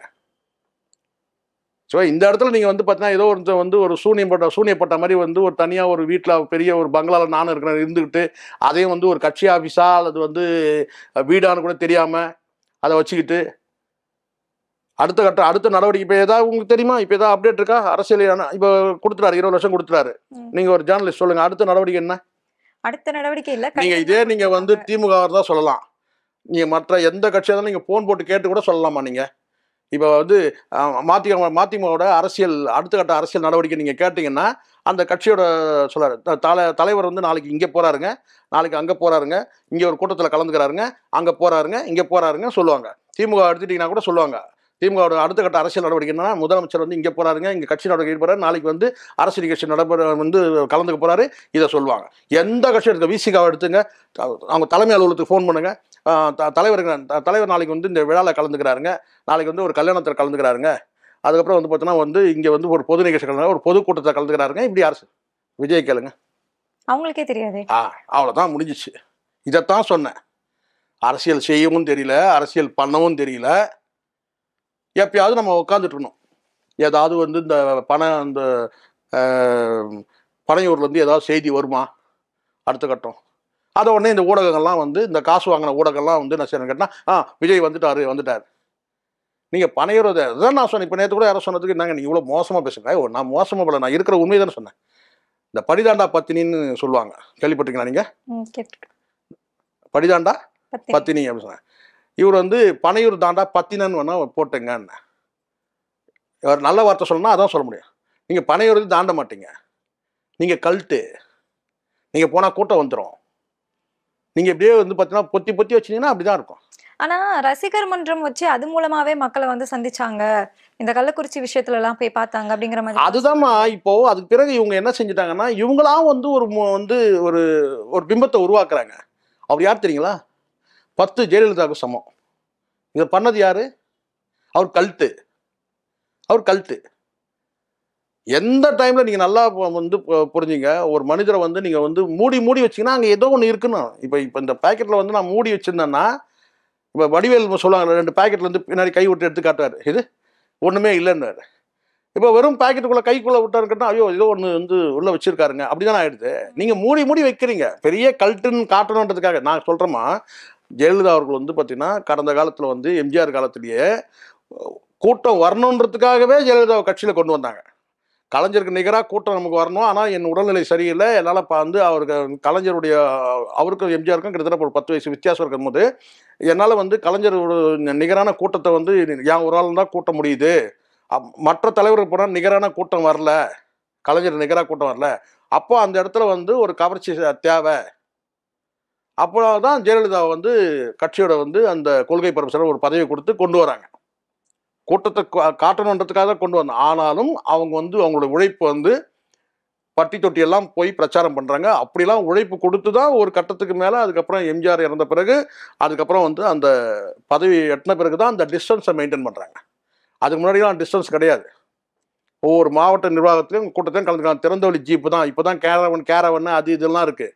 அந்த மாதிரி திறந்தவெளி ஜீப்பில் தான் வந்து பிரச்சாரத்துக்கே போவாங்களாம். சொல்லுவாங்க ஃபுல்லாக ரோட்டில் இருக்க மண் ஃபுல்லாக அவங்க தலையில் தான் இருக்கும். அவங்களே பேட்டியிலே சொல்லியிருக்கிறாங்க. ஒரு கட்சி கூட்டத்தில் போய் கலந்துட்டு வந்துட்டு குளிக்க போகும்போது கட்டினா செம்மண்ணில் போச்சான் தண்ணி. தண்ணியோட நிறம் வந்து செம்மண் ஆயிடுச்சு, சிகப்பு கலரில். அவங்க அது ஒரு பேட்டியிலே சொல்லுவாங்க. ஸோ அப்படிலாம் உழைச்சிட்டு தான் வந்திருக்கிறாங்க. நீங்கள் உழைக்கவே மாட்டேன், நான் வந்து கேரவனில் ஏசிலேயே இருப்பேன், நான் ரூமில் இருக்கிற மாதிரி இருப்பேன், அப்படிப்பட்டாலாம் ஒன்றும் தேவையில்லம்மா. எதுக்கு அவ்வளோ கஷ்டப்படுற? எதுக்கு நீ அவ்வளோ கஷ்டப்படுற? நீ பனையூர்லேயே இருந்துக்கன்ற. நீ பனையூரில் படிதாண்டா பத்தினனாவே இருந்துக்க. நீ எங்களுக்கு என்ன பிரச்சனை? உங்களை ஒன்றும் நாங்கள் கேட்கவே இல்லையே. ஐயா நீங்கள் வாங்க, தமிழ்நாட்டில் அரசியல் கட்சி தலைவரே இல்லைங்க, இந்த நாட்டை யாரோ ஒருத்தர் ஆள தான் போகிறாங்க, அந்த ஆள்றவங்க சரியாக ஆள்றாங்களா இல்லையான்றதை நாங்கள் மாற்றி ஓட்டு போடுவோம். இந்த முறை சரியில்லைன்னா அடுத்த முறை ஆளை மாற்றுவோம். அதுக்கு தான் எங்களுக்கு 5 வருஷத்துக்கு வந்து அந்த வாக்குரிமை இருக்குது. உங்களை நாங்கள் கூப்பிடவே இல்லையே. இப்போ நீங்களாக வந்து பார்த்தீங்கன்னா ஒரு 41 உயிர் போச்சு உங்களால், அவ்வளோதான். வேறு என்ன உங்களை சாதனைன்னு சொல்லுங்கள். நீங்கள் அரசியல் கட்சிக்கு வந்து என்ன சாதிச்சிங்க? 41 பேர். இந்த 41 பேருடைய அந்த மரணம் வந்து பார்த்தீங்கன்னா உங்களை விடாது சொல்லுவாங்களா, விடாது கருப்புன்னுவாங்க பார்த்தீங்களா? எப்படி ஜெயலலிதா வந்து இந்த சொத்து குவிப்பு வழக்கு வந்து பின்னாடி துரத்திக்கிட்டே இருந்துச்சோ, இந்த 41 பேருடைய மரணம் இந்த வழக்கு வந்து உங்களை துரத்திக்கிட்டே இருக்க போகுது. அந்த அளவுக்கு. ஏன்னா நீங்கள் இங்கே இருக்கிற ஆப்பு வேணாம்னு சொல்லிட்டு நீங்கள் டெல்லியில் போய் உட்காந்தீங்க ஆப்பில். எது இங்கே வேண்டாம் ஆப்பு, அங்கே டெல்லியில் வந்து அங்கே மரம் நல்லா இருக்குது, ஒவ்வொரு பகுதியில் இருக்க மரம் நல்லா இருக்கும். கேரளாவில் ஒரு சில மரம் இருக்குன்னா இங்கே ஒரு சில மரம் இருக்குன்னா அந்த மாதிரி ஒன்று கேட்டால் அவங்களுக்கு தெரியும் நினைக்கிறேன். கிரிக்கெட் பேட் செய்கிறது இங்கெல்லாம் மரத்தெல்லாம் செய்தால் வந்து உடஞ்சி போயிடும். அதே வந்து நீங்கள் காஷ்மீர், ஸ்ரீநகர், டெல்லியை தாண்டி உள்ள மரங்களில் வந்து, ஏன்னா அது பனி காலத்தில் வரக்கூடிய மரம்னால அது பக்குவப்பட்டிருக்கும் அந்த மரம். அந்த மரத்தில் தான் கிரிக்கெட் பேட் செய்வாங்க. தெரியுமா உங்களுக்கு? ஒரு பகுதியில் ஒரு மரத்துக்கு ஒரு ஸ்பெஷல் இருக்குது. அது மாதிரி வந்து பார்த்தீங்கன்னா வந்து செம்மரம்னு சொல்லுவாங்க, கருங்காலி மரம் சொல்லுவாங்க. இப்படி ஒரு மரத்துக்கு நீங்கள் அங்கே உள்ள மரம் வந்து நல்லா இருக்குன்னு சொல்லிட்டு நீங்கள் அங்கே செய்த ஆப்பில் போய் உக்காந்துட்டீங்க. அதான் நடக்குது. இது வந்து நான் என்னுடைய அனுமானத்தில் சொல்கிறேமா, எப்படி ஜெயலலிதாவுக்கு வந்து நீங்கள் நம்பட்டும், யார் நம்பலன்னு எனக்கு அதை பற்றி கவலையே இல்லை. இது அரசியல் படுத்தப்பட்ட ஒரு நிகழ்ச்சியாக மாறிடுச்சு. இதை வந்து நீங்கள் வந்து ஒரு ஈகோ பிரச்சனையில் நீங்கள் கொண்டு போய் வந்து டெல்லி வரைக்கும் கொண்டு போய் நீங்கள் தான் அதை கொண்டு போனீங்க. இது இயல்பாக இங்கே வந்து பார்த்தீங்கன்னா நடந்திருக்கும். சரிங்களா? அது வந்து அரசியல் தள்ளுமுள்ளுன்றதுல வந்து பார்த்தீங்கன்னா இணைஞ்சிருந்தா கூட உங்களால் சமாளிச்சிருக்கும். இப்போ நீங்கள் கொண்டு போய் நீங்கள் என்ன செஞ்சிட்டீங்கன்னா, மொத்த சாவியை கொண்டு போய் எங்கே கொடுத்துட்டீங்கன்னா அங்கே கொடுத்துட்டீங்க, டெல்லியில் கொடுத்துட்டீங்க. அவங்க ஆட்டி விற்க போகிறாங்க உங்களை. எப்படியோ நீங்கள் வேணால் பாருங்கள், ஜெயலலிதாவுக்கு எப்படி வந்து தொடர்ச்சியாக இந்த சொத்து குவிப்பு வழக்கு எப்படி நடந்ததோ அதே மாதிரி தான் இந்த 41 பேருடைய வழக்கு உங்களுக்கு தொடர்ச்சியாக நடக்க தான் போகுது. நீங்கள் வந்து அனுபவிக்க தான் போகிறீங்க. இதே ஜெயலலிதா நீங்கள் எடுத்துங்களேன், இந்த சொத்து குவிப்பு வழக்கு கூட பார்த்தீங்கன்னா ஒரு நீதிபதி இப்படி தீர்ப்பு கொடுத்தாரு, இன்னொரு நீதிபதி அப்படி தீர்ப்பு கொடுத்தாரு. நம்ம தீர்ப்பை விமர்சனம் பண்ணவே இல்லை, எந்த தீர்ப்பையும் நம்ம விமர்சனம் பண்ணவே இல்லை. ஆனாலும் கடைசி வந்து பார்த்தீங்கன்னா ஜெயலலிதா வந்து பார்த்தீங்கன்னா வந்து ஒரு பெரிய வந்து ஒரு நெறிஞ்சி முள்ளாக வந்து குத்திக்கிட்டே இருந்தது வந்து அந்த வழக்கு தான். கடைசி வரைக்கும் வந்து அவங்களுக்கு வந்து அந்த வழக்கு வந்து பார்த்தீங்கன்னா வந்து கழுத்தில் வந்து பார்த்தீங்கன்னா வந்து ஒரு கழுத்துக்கு ஒரு கத்தி மாதிரி தான் இருந்தது. உண்மைதானே இது? அவங்க நிம்மதி இல்லாமல் செய்ததே அந்த வழக்கு தான், சொத்து குவிப்பு வழக்கு தான். இப்போ வந்து இந்த 41 பேருடைய இந்த வழக்கம் வந்து பார்த்தீங்கன்னா வந்து ஒரு நாளில் முடிஞ்சு வரப்போறதில்லை. ஏன்னா சிபிஐ கண்காணிக்கிறதுக்கு ஒரு குழு, இதெல்லாம் நம்ம பார்க்குறோம் இல்லையா? ஸோ இது காலம்தான் பதில் சொன்னோம் விஜய்க்கு. அசலூரில் போய் ஓனாம் பிடிச்ச கதை சொல்லுவாங்கல்ல, உள்ளூரில் ஓனாம் பிடிக்க தெரியாதவன் அசலூரில் போய் பிடிச்சான்றதுல அப்போ தெரியும். இதுக்கு வந்து பார்த்தீங்கன்னா இதோட விளைவு எங்கே போய் நிற்குதுன்றது அதை அனுமானிக்கிறவங்களுக்கு ஓரளவுக்கு தெரியும். அந்த அளவுக்கு அங்கே யாரும் அறிவாளிகள் இருக்கிற மாதிரி தெரியவே இல்லை. இந்த வார்த்தை கூட எஸ்எஸ்சியோட இந்த வார்த்தை ஒன்று இருக்குல்ல, ஒரு சந்தர்ப்பத்தில் உங்களுக்கு பேசுறதுக்கு ஒரு வாய்ப்பு கிடைக்கும் போது இப்போ சொல்கிறீங்க என்னன்னு கேட்டிங்கன்னா, நான் கலைஞருக்கு வந்து நெருக்கமாக இருந்தேன், நான் நீதிக்கு தண்டனைன்னு சொல்லிட்டு கலைஞருடைய அந்த இதை வந்து நான் வந்து அவருக்கு ஆதரவாக இருந்தேன், ஒரு கட்டுரை எழுதினேன் அப்படிலாம் சொன்னார்ல. ஒரு படத்தை வந்து தேதி அறிவித்தேன், படத்தோட தலைப்பு அறிவித்தேன், நீதிக்கு தண்டனைன்னு சொல்லி அறிவித்தேன்லாம் இப்போ சொல்கிறாருல இந்த வார்த்தைலாம். இதெல்லாம் வந்து ஒரு மகன் வந்து ஒரு மேடையில் தன் மகன் தான் மேடையில் அரசியல் கட்சி தலைவரான பிறகு ஒரு சில கருத்து இந்த மாதிரி வந்து தனிப்பட்ட முறையில் வந்து இந்த அங்கிள்னு சொல்கிறதும் சரி, தனிநபர் சாடல் வந்து பண்ணுறாரு, கேலி கிண்டல் பண்ணுறாருன்னு சொல்லும் போது அதை சரி பண்ணியிருக்கணும். இன்றைக்கி திமுகவுக்கு ஆதரவாக நீங்கள் ஒரு கருத்து சொல்கிறீங்க, ஆதரவுன்னு தான் கிட்டத்தட்ட என்னென்னா நான் கலைஞருக்கும் எனக்கு உள்ள நெருக்கத்தை அவருக்கும் உள்ள நெருக்கத்தை அவர் சொல்கிறாரு, நீதிக்கு தண்டனைன்ற பேர் தலைப்பு வச்சதெல்லாம் சொல்கிறார் இல்லையா எஸ்எஸ்சி. இந்த எஸ்எஸ்சி என்ன செஞ்சுருக்குன்னு கேட்டிங்கன்னா வந்து ஸ்டாலின் அங்கிள் அதெல்லாம் சொன்னார் இல்லையா, அப்போ வந்து இதெல்லாம் வந்து இப்படிலாம் பேசுறது நாகரிகம் இல்லை தம்பி அப்படின்றத அட்வைஸ் பண்ணியிருக்கணும். யாருக்கு? விஜய்க்கு. நீங்கள் பண்ணீங்களா இல்லையான்னு நமக்கு தெரியாது, ஆனால் பண்ணியிருக்கணும். இப்போ வந்து மேடையில் இந்த சுதந்திரம் உங்களுக்கு கிடைக்குது இல்லை, அப்போ இன்னொரு மேடையை பயன்படுத்தி ஒரு படத்தில் ஏற்பட்ட குறையை கூட நீங்கள் சொன்னவர் யார்? எஸ்எஸ்சி. ஒரு படத்தில் லியோன்ற படத்தில் வந்து அங்கே வந்து நரபலி கொடுக்குற அந்த காட்சி வரும்போது அதை நீங்கள் வந்து லோகேஷ் கனகராஜை வந்து நீங்கள் வந்து விமர்சனம் பண்ணுறீங்க, எந்த கிறிஸ்டியானிட்டியில் நரபலி இருக்குன்றத நீங்கள் சொல்கிறீங்க. ஒரு திரைப்படத்தில் குறை வந்தால் சொல்கிறீங்க. இவ்வளோ பெரிய சம்பவம் நடந்த பிறகு இப்போ நீங்கள் என்ன சொன்னால் நீதிக்கு தண்டனை இந்த தலைப்பு வந்து நான் வந்து கொடுத்தேன், நான் வந்து இந்த படத்தை வந்து தலைப்பாக வச்சேன்னு சொல்லி நீங்கள் திமுக ஆதரவாக இப்போ ஒரு குரல் சொல்கிறீங்களா, ஒரு பேச்சு, ஒரு ஆதரவான ஒரு பேச்சு பேசுகிறீங்களே. இதை எப்போ பேசுகிறீங்கன்னு கேட்டிங்கன்னா, தனிநபர் சாடல் பண்ணும்போது 200 வெல்வம் இருமாப்புடன் கூறும். யாரு? இந்த அம்பேத்கர் புத்தக வெளியீட்டு விழாவில் 200 வெல்வோம் இருமாப்புடன் கூறும் அப்படின்றீங்க. அதில் இருமாப்பே கிடையாது, அது கான்ஃபிடென்ட், நம்பிக்கை, திமுகவோட நம்பிக்கை. அவங்களுடைய அரசியல் கடந்த கால அரசியலில் வந்து அவங்க பயணம் நிகழ்கால அரசியல் பயணம், இதன் நம்பிக்கையோடு அவங்க சொல்கிறாங்க எதிர்காலத்தில் நாங்கள் 200 வெல்வோம், ஏன் 234 கூட வெல்வோன்னு சொல்லுவாங்க. அது அவங்க நம்பிக்கை. அதை நீங்கள் சொல்லும் போது இருமாப்புன்னு ஒரு வார்த்தை பயன்படுத்துறது தப்பு இல்லை. அந்த இருமாப்புன்ற வந்து அது நீங்கள் பேசலாம். எங்கள் பிரச்சார கூட்டத்தில் கூட நீங்கள் பேசினாலும் கூட அப்புறம் அது வந்து ஒரு புத்தக வெளியீட்டு விழா நிகழ்ச்சி. அங்கே போயிட்டு நீங்கள் என்ன சொன்னீங்கன்னா வந்து திமுக விமர்சனம் பண்ணணுன்றதுக்காகவே 200 வெல்வோம் என்று இருமாப்புடன் கூறும்னு சொல்லிட்டு தான் நீங்கள் ஸ்டாலின் முதலமைச்சரை நீங்கள் சாடுறீங்க, திமுக சாடுறீங்க. இதெல்லாம் சரி பண்ணிடணும். ஆரம்ப காலத்தில் நீங்கள் ஒரு அரசியல் கட்சி தொடங்கி வரீங்கன்னா நீங்கள் வந்து பாசிசம் பாயாசம் இதெல்லாம் வந்து மக்கள் வந்து எடுத்துக்கலாம். அங்கே மெச்சூரிட்டி இல்லாதவன் அவனை எழுதி கொடுக்குறான்னு அர்த்தம். இந்த பாசிசம் பாயாசம் அது கடைசியில் போய் இப்போ வந்து டீ வந்து சூடாக இருக்கிற கப்பு டீயை விட கப்பு சூடாக இருக்குன்ற லெவலில் வந்து நிற்கிது. ஏன்னா உங்களுடைய வார்த்தை அது. என்ன வார்த்தை? பாசிசம் பாயாசம். இங்கே டீ கப்பு அப்படி வந்து நிற்கிது பேச்சுக்கள். உங்களை நீங்கள் பார்த்துருப்பீங்கன்னு நினைக்கிறேன். ஸோ அப்படி தான் வந்து இவங்களுடைய மெச்சூரிட்டியான பேச்சுக்கள். தலைவர் எப்படியோ தான் தொண்டர் அப்படி இருப்பாங்க. அதுக்கு வந்து நீங்கள் ஒரு கருத்தியலாக வந்து நான் இப்போ கூட சொல்கிறேன், ஒரு கட்சி இவ்வளோ சாடுதுன்னு சொன்னால் இந்த டிபேட்டில் போகிறவங்க கூட அங்கே சில இந்த மெயின் ஸ்ட்ரீம் ஊடகங்களே வந்து அதை ஊக்குவிக்கிறாங்கன்னு நினைக்கிறேன். இப்படியான பேச்சுக்களை நீங்கள் ஒரு அரசியல் கட்சியை நீங்கள் வந்து உங்களை சாடுறாங்கன்னா அதுக்கு கருத்தியல் ரீதியாக வந்து நீங்கள் வந்து நீங்கள் வந்து பேசுங்க. உங்கள் தலைவர் வந்து 20 நாள் வெளியே வரவே இல்லைன்னு சொன்னால் அடுத்தது உங்கள் தலைவரை பற்றி நீங்கள் சொல்லுங்கள், அவங்க தலைவரை பற்றி நீங்கள் விமர்சனம் பண்ணுங்கள், தப்பு ஒன்றும் கிடையாது. ஆனால் அதை விட்டுட்டு நீங்கள் தனிநபர் சாடலில் வந்து குறித்து பேசும்போது டீ கப்பு சூடாக இருக்குன்றது இந்த மாதிரியான வார்த்தை பிரயோகங்கள்லாம் சரியானதாக இருக்காது. அப்போது உங்கள் தலைவர் எப்படி பாசிசம் பாயாசம்ன்றாரு, நீங்கள் டீ கப்புன்னு பேசுகிறீங்க. அங்கே உங்களுக்கு என்ன அறிவு இருக்குது? இதை கடந்த அறிவு எதுவும் இல்லை, அரசியல் ரீதியான அறிவு இல்லை. அது காரணம் என்ன? கடந்த கால அரசியல் பார்வை உங்களுக்கு இல்லை. உங்கள் அரசியல் தலைவர் வந்து இன்றைக்கி தான் வந்திருக்கிறாரு, இன்றைக்கி அவர் வந்து விமர்சிக்கிறாங்கன்னு சொன்னால் அவங்க அரசியல் கட்சி தலைவர் ஒரு 15 வருஷமாக பயணப்படுறாருன்னா நீங்கள் அந்த அரசியல் வந்து பார்த்தீங்கன்னா அவங்க தலைவரை தான் நீங்கள் வந்து பேசணும். உங்கள் தலைவரை பேசணும், நீங்கள் அவங்க தலைவரை பேசணும். ஆனால் அதை விட்டுட்டு டீ கப்புன்னு சொல்லி ஒரு பேசும்போது அப்போ அந்த இடத்துல நீங்கள் வந்து உங்களுக்கு அரசியல் வந்து கடந்த கால அரசியல் பார்வை இல்லை, நிகழ்கால அரசியல் அப்டேட் இல்லை, எதிர்காலம் குறித்த அனுமானம் இல்லைன்றது ப்ரூவ் ஆகுது. ஸோ இதுதான் இங்கே. அதனால் வந்து எஸ்ஏசி கூட நீங்கள் வந்து உங்கள் மகனுக்கு நீங்கள் ஒரு அட்வைஸாக சொல்லியிருக்கலாம், இந்த மாதிரிலாம் பேசாதப்பா அங்கிள்ன்ற அந்த வார்த்தைலாம் பேசாது. அன்றைக்கி நீங்கள் ரசிச்சிங்க உட்காந்து அதே மேடையில், அன்றைக்கி நீங்கள் ரசிச்சிங்கல்ல, அதோடைய விளைவு தான் இங்கே. உங்களுக்கு ஒரு அரசியல் அனுபவம் இருக்குன்னா எஸ்எஸ்சிக்கு நீங்கள் அதை வந்து எப்படி இதை உள்ளே கொண்டு வரணும். அப்போ உங்களுக்கு வந்து அங்கே வாய்ப்பு வழங்கப்படலன்னு சொன்னால் அங்கே நீங்கள் அந்த மாநாட்டுக்கு நீங்கள் வர வேண்டியதில்லை. அதுக்கப்புறம் நீங்கள் எதுவுமே பேச தேவையில்ல. அப்புறம் நான் இப்போ வந்து நான் ஜீன் தானே ஏன் பயப்படுற அப்படின்னு கேட்டால் அப்போ நீங்களே பயப்படுறாருன்றதை நீங்கள் சொல்ல வரீங்க மறைமுகமாக. விஜய் பயப்படுறாருன்றதை நீங்கள் சொல்ல வரீங்கல்ல, அதுதான் நான் சொல்கிறேன். நான் நீங்கள் உங்கள் ஒன்று நீங்கள் வந்து அரசியல் கட்சியில் ஈடுபடுத்திக்கிட்டு ஒரு பொறுப்பை வாங்கி நீங்கள் செயல்படுங்க, அது வரவேற்கும். கடந்த காலத்தில் உங்களுக்கு ஒரு அரசியல் பார்வை அனுபவம் இருக்கும், அது உங்களுக்கு பயன்படும். அதை விட்டுட்டு நீங்கள் வந்து நீங்கள் சொல்லிக்கிறீங்க, இப்போ நீங்கள் தான் சொல்கிறீங்க நான் மெம்பர்னு இல்லையா?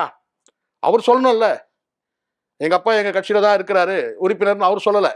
இவர் சொல்கிறாரு நான் வந்து தாவேக்கால இருக்கிறேன்னு இவர் தான் சொல்கிறாரு. யார்? எஸ்எஸ்சி தான் சொல்கிறாரு. அவர் சொல்லவே இல்லை. கட்சியில் இருக்கிறான்னு அவர் சொல்லணுமா இல்லையா? நாளைக்கு அவரே சொல்லிட்டாரு வச்சுங்க, ஏற்கனவே சொன்னவர் தானே விஜய் மக்கள் இயக்கத்துக்கும் எங்கள் அப்பாவுக்கும் எந்த தொடர்பு இல்லைன்னு சொல்லிட்டு நீதிமன்றம் வரைக்கும் போனவர் தானே இல்லையா? இப்போ இதுக்கு வந்து ஆதாரம் இருக்கு இல்லையா? ஒரு ஆப் வச்சிருக்காங்களே அவங்க, அதுல வந்து ரெஜிஸ்டர் பண்ணா சரி. அந்த ஆப்ல வந்து நீங்க வந்து இந்த 41 பேர் வந்து பாத்தீங்கன்னா அந்த ஆப்ல வராங்களா இல்லையா? மெம்பரா இல்லையா? அது அவங்க யாராவது சொல்லணுமா இல்லையா? சொல்லணுமா இல்லையா? இந்த 41 பேர் இருந்தாங்கல்லம்மா, யாராவது ஒருத்தர் கூட வந்து பாத்தீங்கன்னா வந்து இந்த தாவேக்கால மெம்பர் இல்லையா? அப்ப புரிஞ்சுங்க. நீங்களே சொல்றீங்க 80 லட்சம் பேர் மெம்பர்னு சொல்றீங்க. இந்த 41 பேர்ல காயப்பட்டவங்களும் சேர்த்துங்களேன், 100 பேர் ஏதோ காயப்பட்ட, டோட்டலா வந்து மொத்தத்தில் 100 பேர், 41 பேர் இருந்தாங்க. யாராவது வந்து பார்த்தீங்கன்னா வந்து கட்சியில் இருக்கிற நிர்வாகிகள், இந்த விஜயோ அல்லது அடுத்த கட்ட நிர்வாகிகள்னா இந்த 41 பேர்ல வந்து மெம்பரை சொல்லுங்க. 5 வயசு குழந்தை எப்படி மெம்பர் ஆக முடியும்? நான் சொல்ல 5 வயசு குழந்தை 10 பேர் மைனஸ் பண்றீங்க. நீங்க சொன்னாங்க 10 பேர் மைனஸ் பண்ண ரைட், ஓகே. ஏன்னா நீங்க குழந்தைகள் அணிலாம் வச்சிருந்தீங்க, சரி அதை விட்டுருங்க. அந்த குழந்தை அணிகள்லாம் அவங்க மெம்பரே கூட இருக்கணும். மீதி இருக்கிற 30 பேர் இருக்கிறாங்கல்ல, யாராவது ஒருத்தராவது மெம்பரா? அதை சொல்லணுமா இல்லையா? கட்சியில் மெம்பருங்க, நீங்க தானே சொன்னீங்க 80 லட்சம் பேர் மெம்பர் ஆயிட்டாங்க. இதெல்லாம் பொய். இப்படி வந்து கதையை எடுத்து விட்டது. அந்த ஆப்பில் வந்து பார்த்தீங்கன்னா எத்தனை பேர் தான் வந்து இந்த ஆப்பில் வந்து மெம்பர் ஆனா? 80 லட்சம் பேர் சொன்னால் அந்த 80 லட்சம் பேரில் இவங்க வந்து ஒரே ஒரு நபர் கூட இல்லை இந்த 40 பேரில். சரி, இவங்களாம் இல்லை, காயப்பட்டவங்க இருக்கிறாங்கல்ல, சொல்லுங்க. அப்போ இதுன்னு தெரியுதுங்களா உங்களுக்கு? இது வந்து என்னன்னா எல்லாமே இந்த மாதிரி வந்து பொய்யான தகவல் நிறைய இருக்கு, ஃபேக் நியூஸ் இதெல்லாம் சொல்லுவாங்களே. நம்ம என்ன ஃபேக் செக்கிங்கை பண்ணிட்டு இருக்க முடியும் உட்காந்துட்டு?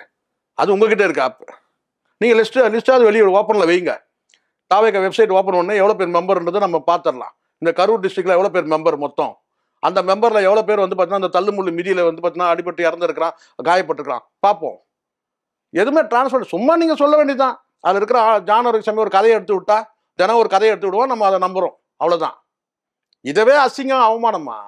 ஒரு பாதிக்கப்பட்ட மக்களுக்கு வந்து பார்த்தீங்கன்னா அந்த மாவட்ட நிர்வாகம் சார்பாக கொண்டு போயிட்டு ஒரு தொகையை கொடுத்து அவங்க ஆறுதல் படுத்தி எங்க தலைவர் இந்த செக்கை உங்கள்கிட்ட கொடுக்க சொல்லியிருக்கிறாருமா, உங்களை நேரில் வந்து சந்திப்பாரு, அவ்வளவுதான்.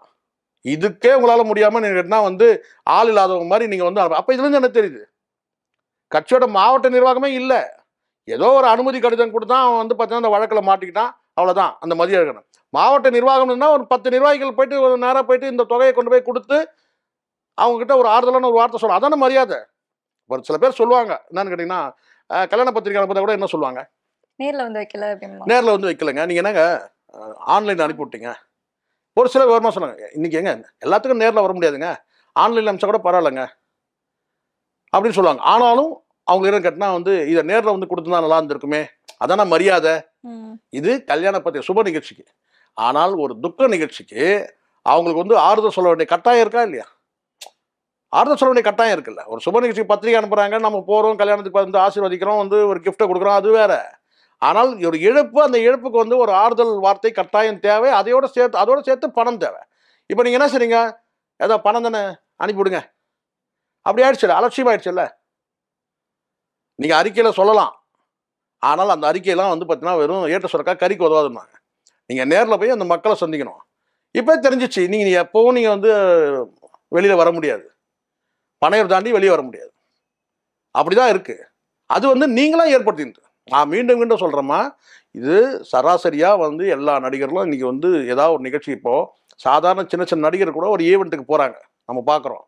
நீங்க வந்து ஒரு பெரிய நடிகராக கூட இருந்துங்க, நீங்க வந்து இந்த ரோட் ஷோலாம் நீங்க நடத்தணும்னு கூட கிடையாது. ஒரு ஒரு மாவட்டத்தில் ஒரு பொதுக்கூட்டம் நடத்தி கூட நீங்க வந்து அங்க வந்து எப்படி மாநாடு கூட்டுறீங்களோ அது மாதிரி வந்து மாவட்டத்தில் வந்து ஏற்கனவே சொன்னவங்க தான், சொன்னது எதுவுமே ஃபாலோ பண்ணவே இல்லை. இவங்களே சொன்னாங்க, என்ன சொன்னாங்கன்னா இந்த மாநாடு முடிஞ்சிருந்தோம் வந்து மண்டல மாநாடு நடத்துவோம்னு சொன்னாங்க. நல்லா ஞாபகம் இருக்கா உங்களுக்கு?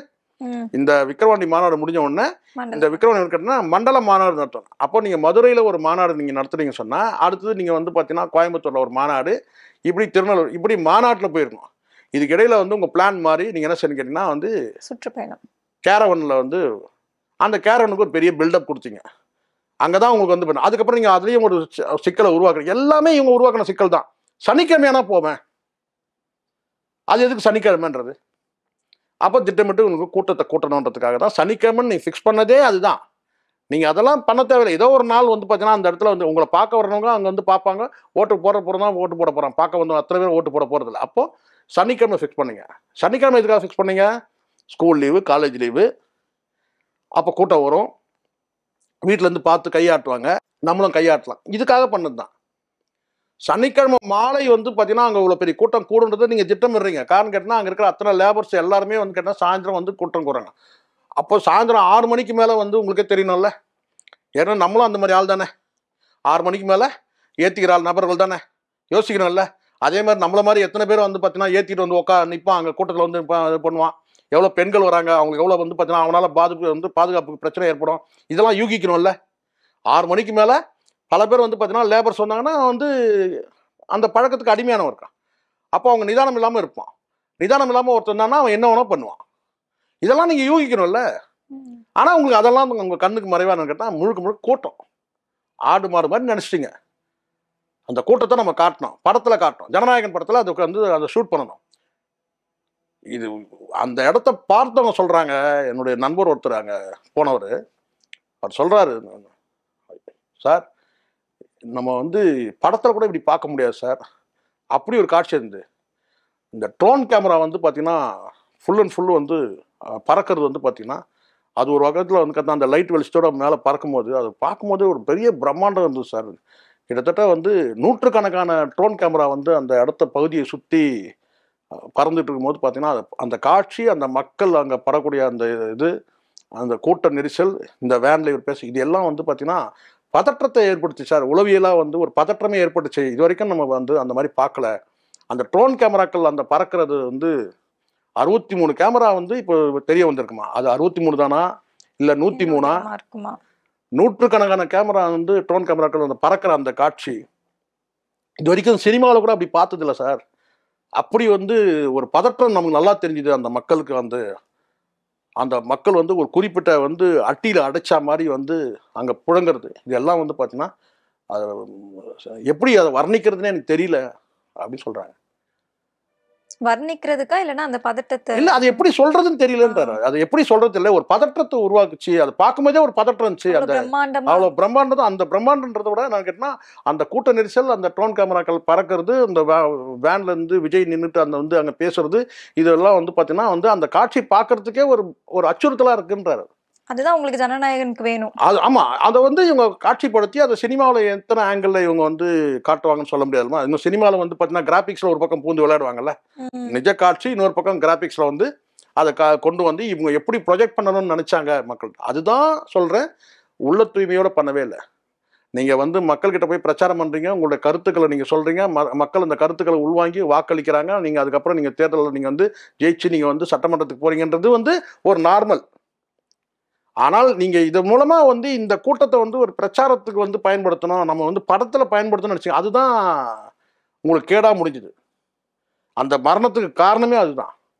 நம்ம ஏற்கனவே வந்து உங்களுக்கு தெரியும் வந்து இங்கே ஒரு 6 பேர் இறந்துருக்கிறாங்க, மதுரையில் வந்து ஒரு 3 பேர் இறந்துருக்கிறாங்க, மாநாட்டில் நடந்திருக்கிறாங்க, இதெல்லாம் உங்களுக்கு தெரியும்.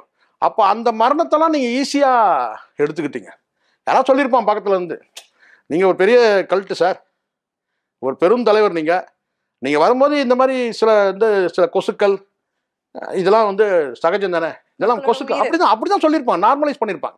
நீங்கள் எவ்வளோ பெரிய ஆள், இதெல்லாம் சகஜம் சார், கடந்த காலத்தில் எவ்வளோ நடந்திருக்கு இந்த மாதிரி, அப்படி யாரோ நார்மலைஸ் பண்ணியிருக்கிறாங்க. உண்மையிலேயே சீரியஸாக எடுத்துக்கிட்டாங்கன்னா இதை அடுத்தது ஒரு உயிர் போகக்கூடாது. எனக்கு அதெல்லாம் தெரியாது. அடுத்து ஒரு விஜயகாந்தன் தான் அதுதாங்க. விஜயகாந்த் மாநாடுலாம் முடிஞ்ச பிறகு எல்லாருக்கும் ஒரு மிரட்டல் விடுவாராம், பார்த்துருப்பீங்க நீங்கள். நானும் அந்த காட்சி பார்த்துருக்கேன். எல்லாரும் பத்திரமா போய் சேரணும், போயிட்டு எனக்கு ஃபோன் பண்ணணும். இது அந்த ஸ்டைல், எல்லாரும் பத்திரமா போய் சேரணும், எனக்கு போயிட்டு ஃபோன் பண்ணணும். எப்படி இவர்கிட்டே சொல்கிறாங்க, ஒரு குழந்தைய காணோம்னு சொன்னால் அவர் சொல்கிற ஸ்டைலை நீங்களே பாருங்க. ஒவ்வொருத்தவங்களுக்கான தோணி இல்லைம்மா, நான் சொன்னீங்க அது நான் ஸ்டைலை சொல்லணுமா? இப்போ நான் கேட்குறேன், விஜயகாந்துக்கு வந்து எல்லாரும் ஃபோன் பண்ணால் இவர் எடுப்பாரா ஃபோனு? எடுக்க மாட்டார். கிடையாது. அது சொல்லக்கூடிய அது எதுக்குன்னு கேட்டினா அது அக்கறை. அந்த அக்கறை நீங்கள் சொல்லக்கூடியது அக்கறைன்னு கேட்டினா, அப்போ ஒரு குழந்தைய காணோம்ப்பா, பக்கத்தில் யாராவது இருக்கிறாங்களா ஒரு 4 தடவை கேட்டுட்டு அந்த குழந்தைய தேடி வந்து கண்டுபிடிச்சி அந்த குழந்தைய வைப்பாங்க. ஆனால் நீங்கள் சொல்கிறது துணி அப்படின்னு கேட்டால், ஏதோ ஒரு பொருள் காணாமல் போச்சாம்பா, தேடி கண்டுபிடிச்சி கொடுத்துருங்க தம்பிகளா, அவ்வளோதான். அந்த இதெல்லாம் வந்து இருக்குல்லம்மா. நம்ம போகிற பக்கம் எல்லாத்தையும் குற்றம் சொல்லணுன்றது சில பேர் நினைப்பாங்க, அது கிடையாது. அப்போ நீங்கள் அங்கே நிதானத்தில் இல்லை, அது தெரியுது. உங்களுடைய பேச்சு வழக்கில் தெரியுது. அதை எப்படி நீங்கள் எளிதாக ஈஸியாக எடுத்துக்கிறீங்கன்றதுலாம் இருக்குது. நான் சொல்கிறேன், ஒரு சூழ்நிலை, ஒரு நெருக்கடியான ஒரு சூழல் வருதுன்னா, அந்த நெருக்கடியான சூழலை வந்து கையாள தெரியாத ஒரு கூட்டத்தை கூட வச்சுருக்கீங்க. நீங்கள் உங்களுக்கு அனுபவம் இல்லாமல் போகலாம், ஆனால் ஒரு கூட்டம் உங்களை நம்பி உங்கள் கூட வந்து பயணிக்கிறவங்களுக்கு வந்து பார்த்தீங்கன்னா, இதை எப்படி மேனேஜ் பண்ணுறது, இவ்வளோ நெருக்கடி வந்திருக்கு ஒன்று. அப்போ வந்து கேட்டினா வந்து காவல்துறையிலேருந்து இன்ஸ்ட்ரக்ஷன் வராமலாம் அந்த இன்ஸ்ட்ரக்ஷன் கொடுத்துருப்பாங்க, அதை நீங்கள் ஃபாலோ பண்ண. அது நீங்கள் உண்மையை அவங்க இன்ஸ்ட்ரக்ஷனே கொடுக்கலாம் கூட நீங்கள் என்ன சொல்லணும்னு கேட்டால், முதல்ல நான் எங்கள் தலைவர் வந்து அங்கே பாதுகாப்பு இருக்காங்க, அவரு நீங்கள் கூட்டத்தை ரத்து பண்ண. உங்கள் பிளான் அப்படி கிடையாது. உங்கள் பிளான் இந்த கூட்டத்தை வந்து கண்டிப்பாக வந்து போயே தீரணும். அப்போ 12 மணிக்கு வர கூட்டத்தை நீங்கள் 7:30 வரைக்கும் ஏற்றுறீங்க. அதுதானே விளைவாச்சு இந்த மரணத்துக்கு. அப்போ நீங்கள் இதுக்கும் கூட எதுவுமே பொறுப்பு கிடையாது. சில பேர் உட்காந்து வந்து பேசிடுறோம், உட்காந்து இந்த மெயின் ஸ்ட்ரீம் மீடியாவில் உட்காந்துட்டு இருக்கோம். எல்லாம் அங்கே வந்து அரசு தான் அதுக்கு பொறுப்பு, நாங்கள் என்ன பொறுப்பு, அரசு தான் அதை பண்ணணும் பேசலாம். நீங்கள் பாருங்கள், அதெல்லாம் நாங்கள் என்ன பண்ணணும், அரசு தான் பண்ணணும், நாங்கள் என்ன பண்ண முடியாது. எப்படி நீங்கள் ஒரு பொதுக்கூட்டம் நடத்தினா கூட பார்த்தீங்கன்னா, அங்கே வந்து சில ஏற்பாடுகள் வந்து உங்களுக்கு வந்து அதுக்கான தகுதி இருந்தால் நீங்கள் பண்ணணும். 63 ட்ரோன் கேமரா பறக்க முடியுதில்ல, 4 வாட்டர் டேங்க் உங்களால் வைக்க முடியல குடிக்கிறதுக்கு, சொல்லுங்கள். ஒரு 4 வாட்டர் டேங்க் வைக்கலாம்மா, சொல்லுங்கள். 10,000 ரூபா ஒரு வாட்டர் டேங்க் இருக்கட்டுங்க, அதில் தண்ணி கூட வந்து பார்த்தீங்கன்னா ஒரு 5,000 ரூபாய் இருக்குங்க. 15,000 ரூபாய்க்கு வந்து ஒரு டேங்க் ஒன்று கேட்டால் ஒரு 10 டேங்க் வச்சா என்னன்னு கேட்குறேன் நான். குடிக்க தண்ணி கூட கொடுக்கல. யோசிக்க வேணாமா நீங்கள்? எத்தனை மணி நேரம் அந்த மக்கள் அங்கே நிற்கிறாங்கன்னா அவங்களுக்கு வந்து சிறுநீர் எங்கே கழிப்பாங்கன்னு யோசிக்க வேணாமா? இதுதான் 41 பேர் இறந்தது நமக்கு தெரியும், காயப்பட்டது தெரியும். எவ்வளோ பெண்கள் வந்து பார்த்தீங்கன்னா அங்கே வந்து எந்த மாதிரியான சித்திரவதைக்குள்ளாகியிருப்பாங்க. எத்தனை பேர் வந்து பாலியல் ரீதியாக வந்து அங்கே வந்து அவங்கள வந்து மானபங்கப்படுத்தியிருப்பாங்க. அது வெளியில் சொல்ல முடியுமா அவங்களால? 40 பேர் வந்து பணமாயிட்டான், வெளியே தெரிஞ்சிச்சு. காயப்பட்டது கூட தெரிஞ்சிச்சு, மருத்துவமனை கொண்டு போய். ஆனால் உளவியல் ரீதியாக அங்கே எத்தனை பேர் பெண்களுக்கு எந்த மாதிரியான பாதிப்பு ஏற்படும் அதை வெளியே சொல்லுவாங்களா? சில பேர் சொல்கிறான்னு கேட்டால் அங்கே இருக்கிறவங்க வந்து விஜயோட இதை வந்து யாருமே குறை சொல்லவே இல்லை. இதை கடந்து போகணும்னு நினைக்கிறாங்க அங்கே இருக்கிற மக்கள். இந்த கரூர் மக்கள் வந்து இதை கடந்து போனோம், இது மிகப்பெரிய நமக்கு ஒரு துயரம், நம்ம மேலே தான் தப்பு, நம்ம போனது தான் தப்பு. அங்கே சொல்ல முடியுமா? பெண்கள் வந்து இந்த இடத்துல வந்து என்னை வந்து பார்த்தீங்கன்னா இடுப்பில் ஒருத்தன் வந்து கிள்னா, கை உள்ள விட்டான், இப்படி பண்ணா, ஏதாவது சொல்ல முடியுமா? வெளியில் சொல்ல முடியுமா? சொல்லுவோம். அப்போ சொல்ல முடியாத வந்து பார்த்தீங்கன்னா துயரம் எவ்வளோ இருக்குது. நம்ம வெறும் இறந்தது மட்டும் தான் பேசிகிட்டு இருக்கோம், இறந்தது காயப்பட்டது வரைக்கும் பேசிகிட்டு இருக்கோம். இது வந்து வெளியே தெரிஞ்ச பெரிய துயரம் இல்லை. அதுதான் சொன்னேன். இப்போ உளவியல் ரீதியாக அந்த மக்களுக்கு எல்லாம் அங்கே பெண்கள் எந்த மாதிரியான வந்து துன்பத்துக்கு ஆளானாங்கன்னு பேச முடியாது இல்லைம்மா. அங்கே இருக்கிற வந்து வயது பிள்ளைகள் வந்து பார்த்தீங்கன்னா விஜய் வராருன்றது ஆர்வத்தில் போயிடுச்சு. அங்கே வந்து பார்த்தீங்கன்னா வந்து சக ஆண் அங்கே அந்த இடத்துல விஜயோட ரசிகர்லாம் கிடையாது. விஜய் ரசிகர்னா விஜயே எப்படிப்பட்டவர் தெரியாதா? அதுதான் இங்கே பிரச்சனையா. அங்கே எம்ஜிஆரா விஜய் சொல்லுங்க. எம்ஜிஆர் வந்து சினிமாலையும் ஒழுக்கத்தை கடைப்பிடிச்சாரு, நம்ம தெரியும். விஜய் அப்படி கிடையாது இல்லை. விஜயோட ரசிகர்களுக்குன்னு வந்து பார்த்தீங்கன்னா ஒரு தன்மை இருக்குல்ல. அஜித்தோட ரசிகர்களா? அஜித் வந்து விசில் அடிச்சாலும் வந்து வரல நிட்டு அடிப்போம் உதைப்பண்றாருல, பார்த்தீங்களா அந்த காட்சியை? பார்த்தீங்களா இல்லையா? விசில் அடிச்சதுக்கு வந்து பார்த்தீங்கன்னா வந்து வான் பண்றாருல. நீங்க அப்படிப்பட்ட ஆளா? கிடையாது. ஸோ இதெல்லாம் நிறைய இருக்குமா. ஒவ்வொரு ரசிகர்களும் நீங்க முதல்ல வந்து ஃபர்ஸ்ட் நீங்க வந்து பார்த்தீங்கன்னா வந்து ஒரு குடும்பத்துக்குள்ள வாங்க, அதுக்கப்புறம் உங்களை ஃபாலோ பண்ணி வந்து பலரும் கேட்டான் பெண்கள் என்ன பேசுறாங்கன்னு பாருங்க. அசிங்கமா இல்லையாம்மா? நீங்களே சொல்லுங்க. இதெல்லாம் வந்து எதனுடைய விளைவு? இப்போ இந்த மக்கள்லாம் வந்து என் புள்ள போனா கூட பரவாயில்ல, நாங்கள் விஜயை பார்க்கணும்னு சொல்லி பேசுறாங்கன்னா எதனுடைய விளைவுன்னு பாருங்க. எனக்கு எங்கள் வீட்டுக்காரர் கூட பிடிக்காது, எனக்கு விஜய் அதெல்லாம் இதெல்லாம் வந்து பெருமையான்னு கேட்குறேன் நான். இதெல்லாம் நீங்கள் வந்து ஒரு கண்டிக்க வேணாமா? இப்படி வந்து பேசும்போது ஒழுக்கமற்ற நிலை தானே இது. இதெல்லாம் நீங்கள் வந்து பார்த்தீங்கன்னா ஆமோதிக்கிறீங்க, கடந்து போன கூட இல்லை. இதெல்லாம் வந்து பெருமையாக நினைக்கிறீங்க. அதோட விளைவு தான் வந்து நீங்கள் வந்து காருக்குள்ளே உட்காந்து லைட்டை போட்டுட்டு நீங்கள் ரசிக்கிற அந்த பார்வை, இதெல்லாம் தான் இன்னைக்கு இந்த விளைவுக்கு காரணமே. இதெல்லாம் நீங்கள் வந்து பார்த்தீங்கன்னா இதெல்லாம் எப்படி சரிப்படுத்துறதுங்கன்னா, நீங்கள் இப்போவும் கூட நான் சொல்கிறேன், நீங்கள் வந்து 31 முதலமைச்சர் ஆகணுன்ற ஒரு கற்பனை இருந்ததுன்னா முதல்ல நாளைக்கு முதலமைச்சர்ன்ற அந்த கனவை விட்டுட்டு நீங்கள் முதல்ல ஒழுங்குபடுத்துங்க. அங்கே இருக்கிற மக்களுக்கு வந்து நீங்கள் வந்து எஜுகேட் பண்ணுங்க. முதல்ல நீங்கள் என்ன நடிகனாக மட்டும் பார்க்காதீங்க, நான் ஒரு அரசியல் கட்சி தலைவனாக பாருங்க, எனக்கான மதிப்பை கொடுங்க. ஒரு பெண் வந்து ஒரு ஆண் வந்து நீங்கள் ரொம்ப அழகாக இருக்கீன்னு சொன்னான்னு வச்சுக்கோங்களேன், அந்த பெண்ணுக்கு வந்து பார்த்தீங்கன்னா உடனே கோவம் வரணும். அப்போ தான் அவன் சரியான பெண். ஒரு பெண்ணை வந்து ஒரு ஆண் வந்து நீங்கள் அது மனமான பெண்ணாக இருக்கட்டும், மனமாகாமல் இருக்கட்டும், ஒரு ஆண் வந்து நீங்கள் ரொம்ப அழகாக இருக்கீங்கன்னு சொன்ன உடனே கக்கன்னு சிரிச்சுட்டு உடனே பார்த்தீங்கன்னா அப்போ வந்து அந்த பெண் சரியில்லைன்னு அர்த்தம். நியாயமாக கோவப்படணும். கோவப்பட்டால் தான் அவன் வந்து பார்த்தீங்கன்னா அது சரியான பெண். ஏன் கோவப்படணும்னு நீங்கள் கேட்பீங்க. அவன் முதல் ஸ்டெப்பு அது. முதல் நாள் வந்து அழகாக இருக்கீங்கன்னு சொல்லுவான், அடுத்த நாள் வந்து பார்த்தீங்கன்னா உங்களுடைய ஆடையை வர்ணிப்பான், அடுத்தது உங்களுடைய உடலை வர்ணிப்பான், அடுத்தது வந்து பார்த்தீங்கன்னா உங்களை அவன் வலையில் வீழ்த்த பார்ப்பான். இதுதான் வந்து விமனேஸ்வருடைய முதல் ஸ்டெப்பு. நீங்கள் ரொம்ப அழகாக இருக்கீங்க, அதுக்கப்புறம் உங்கள் ட்ரெஸ்ஸு நல்லா இருக்கு. இப்படி தான் ஒரு தலைவனை வந்து ஒரு பெண் வந்து எனக்கு எங்கள் வீட்டுக்காரர் கூட பிடிக்காது, எனக்கு வந்து விஜய் தான் பிடிக்க சொன்னால் அங்கே வந்து ஒரு அறச்சீற்றம் வந்து விஜய்க்கு வந்திருக்கணும். அப்போதான் நீ தலைவன். இதை நீ பெருமையாக சிரிச்சுட்டு நீ கடந்து போறன்னு சொன்னால் அவன் வீட்டுக்காரனுடைய மனசு என்னன்னு யோசிச்சியா நீ? அது எவ்வளோ பெரிய அவமானம். ஒரு கணவனுக்கு வந்து அது எங்கள் வீட்டுக்காரர் கூட எனக்கு வந்து பிடிக்காது, வந்து பார்த்தீங்கன்னா எனக்கு விஜய் தான் பிடிக்குன்னு சொன்னால் இதை நீங்கள் பெருமையாக எடுத்துக்கிறீங்கல்ல. விஜய் பெருமையாக எடுத்துக்கிறா. இந்த மாதிரி பலரும் பேசுறத பெருமையாக எடுத்துக்கலாம். ஆனால் அவங்க கணவனுடைய நிலைமை என்னன்னு யோசிச்சு பாருங்க. அது அவனுக்கு எவ்வளோ பெரிய அசிங்கம். எப்படி இருந்தாலும் ஒரு உணர்வுள்ள மனிதனாக தானே இருப்பான் அவன். அது அவனுக்கு எவ்வளோ பெயினாக இருக்கும். அப்போ இது எப்படி நீங்கள் வந்து பெருமையாக எடுத்துப்பீங்க? அதுதான் இது எதனுடைய தொடர்ச்சின்னு கேட்டால், லவ் ஃபார் எவர்னு சொல்லிட்டு ஒருத்தர் ட்வீட் பண்ணுறாங்கன்னு சொன்னால் இன்னொரு பெண்ணோட கணவனுக்கு யாருன்னு உங்களுக்கு தெரியும், அதை வந்து நீங்கள் பெருமையாக எடுத்துக்கிட்டீங்க. ஒரு நடிகை வந்து நமக்கு வந்து லவ் ஃபார் எவர்னு சொல்லி நமக்கு வந்து பர்த்டேக்கு ஒரு ட்வீட் பண்ணுறது ஒரு பெருமை. அப்படிதான் நீங்கள் எடுத்துக்கிறீங்க. என்னடா வந்து அந்த நடிகைக்கு தெரியணும்னு கேட்டால், இவன் வந்து சக நடிகன் மட்டுமே கிடையாது, இவன் இன்னொரு பெண்ணோட கணவன் அப்படின்னு அவங்க வந்து நினைச்சிருக்கணும். நீங்களும் நான் கேட்டீங்கன்னா அதை வான் பண்ணிரு. நான் ஒரு தலைவன் ஆயிட்டேன், நான் நடிகன் கூட மட்டும் இல்லை, நடிகரை தாண்டி ஒரு வந்து ஒரு கட்சிக்கு தலைவன், நான் ஒரு குடும்பத்துக்கு தலைவன், இந்த மாதிரி செய்தியெல்லாம் இன்னொரு தடவை போடாதீங்கன்னு சொன்னா அது கரெக்ட்.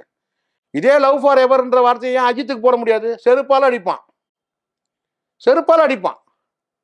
இதான் உண்மை. போடவும் முடியாது. காரணம்னா அவன் அந்த இடம் கொடுக்கல. யாரு? அஜித் அந்த இடம் கொடுக்கல. ரசிகரை எப்படி வந்து பார்த்தீங்கன்னா விசில் அடிச்சா செருப்பா வந்து விரல் நோக்கி காட்டுறானோ அதே தான் நடிகைக்கும். அப்போ நீங்க இந்த இடத்துல எங்க கோளாறுன்னு பார்த்துங்க. விஜய் கிட்ட தான் கோளாறு. சொல்லுவாங்கல்ல, இந்த ஊசி இடம் கொடுத்தாதான் நூல் நுழையணுவாங்கல்ல, இந்த இடத்துல ஊசியா இருக்கிறது யாரு? விஜய். நீங்கெல்லாம் வந்து பார்த்தீங்கன்னா வந்து அந்த இடத்துல கோவம் வரணும்ல உங்களுக்கு. இங்கே அதுதான் இங்கே பிரச்சனையே. அந்த இடத்துல உங்களுக்கு கோவம் வரணும். நான் தலைவன், நான் ஒரு குடும்பத்துக்கு தலைவன், நான் ஒரு கட்சிக்கு தலைவன், இந்த மாதிரி நீங்கள் செய்தி வெளியிட்டீங்கன்னா என்னுடைய இமேஜ் என்ன ஆகிறது? ஸோ இதெல்லாம் இருக்குமா? அந்த கட்டுப்பாடு இல்லாமல் நீங்கள் வாழ்ந்துட்டு இருக்கீங்க. அதோட விளைவு தான். நீங்கள் அப்போ இன்னும் நீங்கள் தலைவராக மாறல. இன்னும் நீங்கள் ஒரு நடிகனாகவே இருக்கிறீங்க. நீங்கள் நடிகனாக இருந்தால் கூட அதை ஏற்றுக்கூடாது. அஜித் வந்து நடிகன் தானே.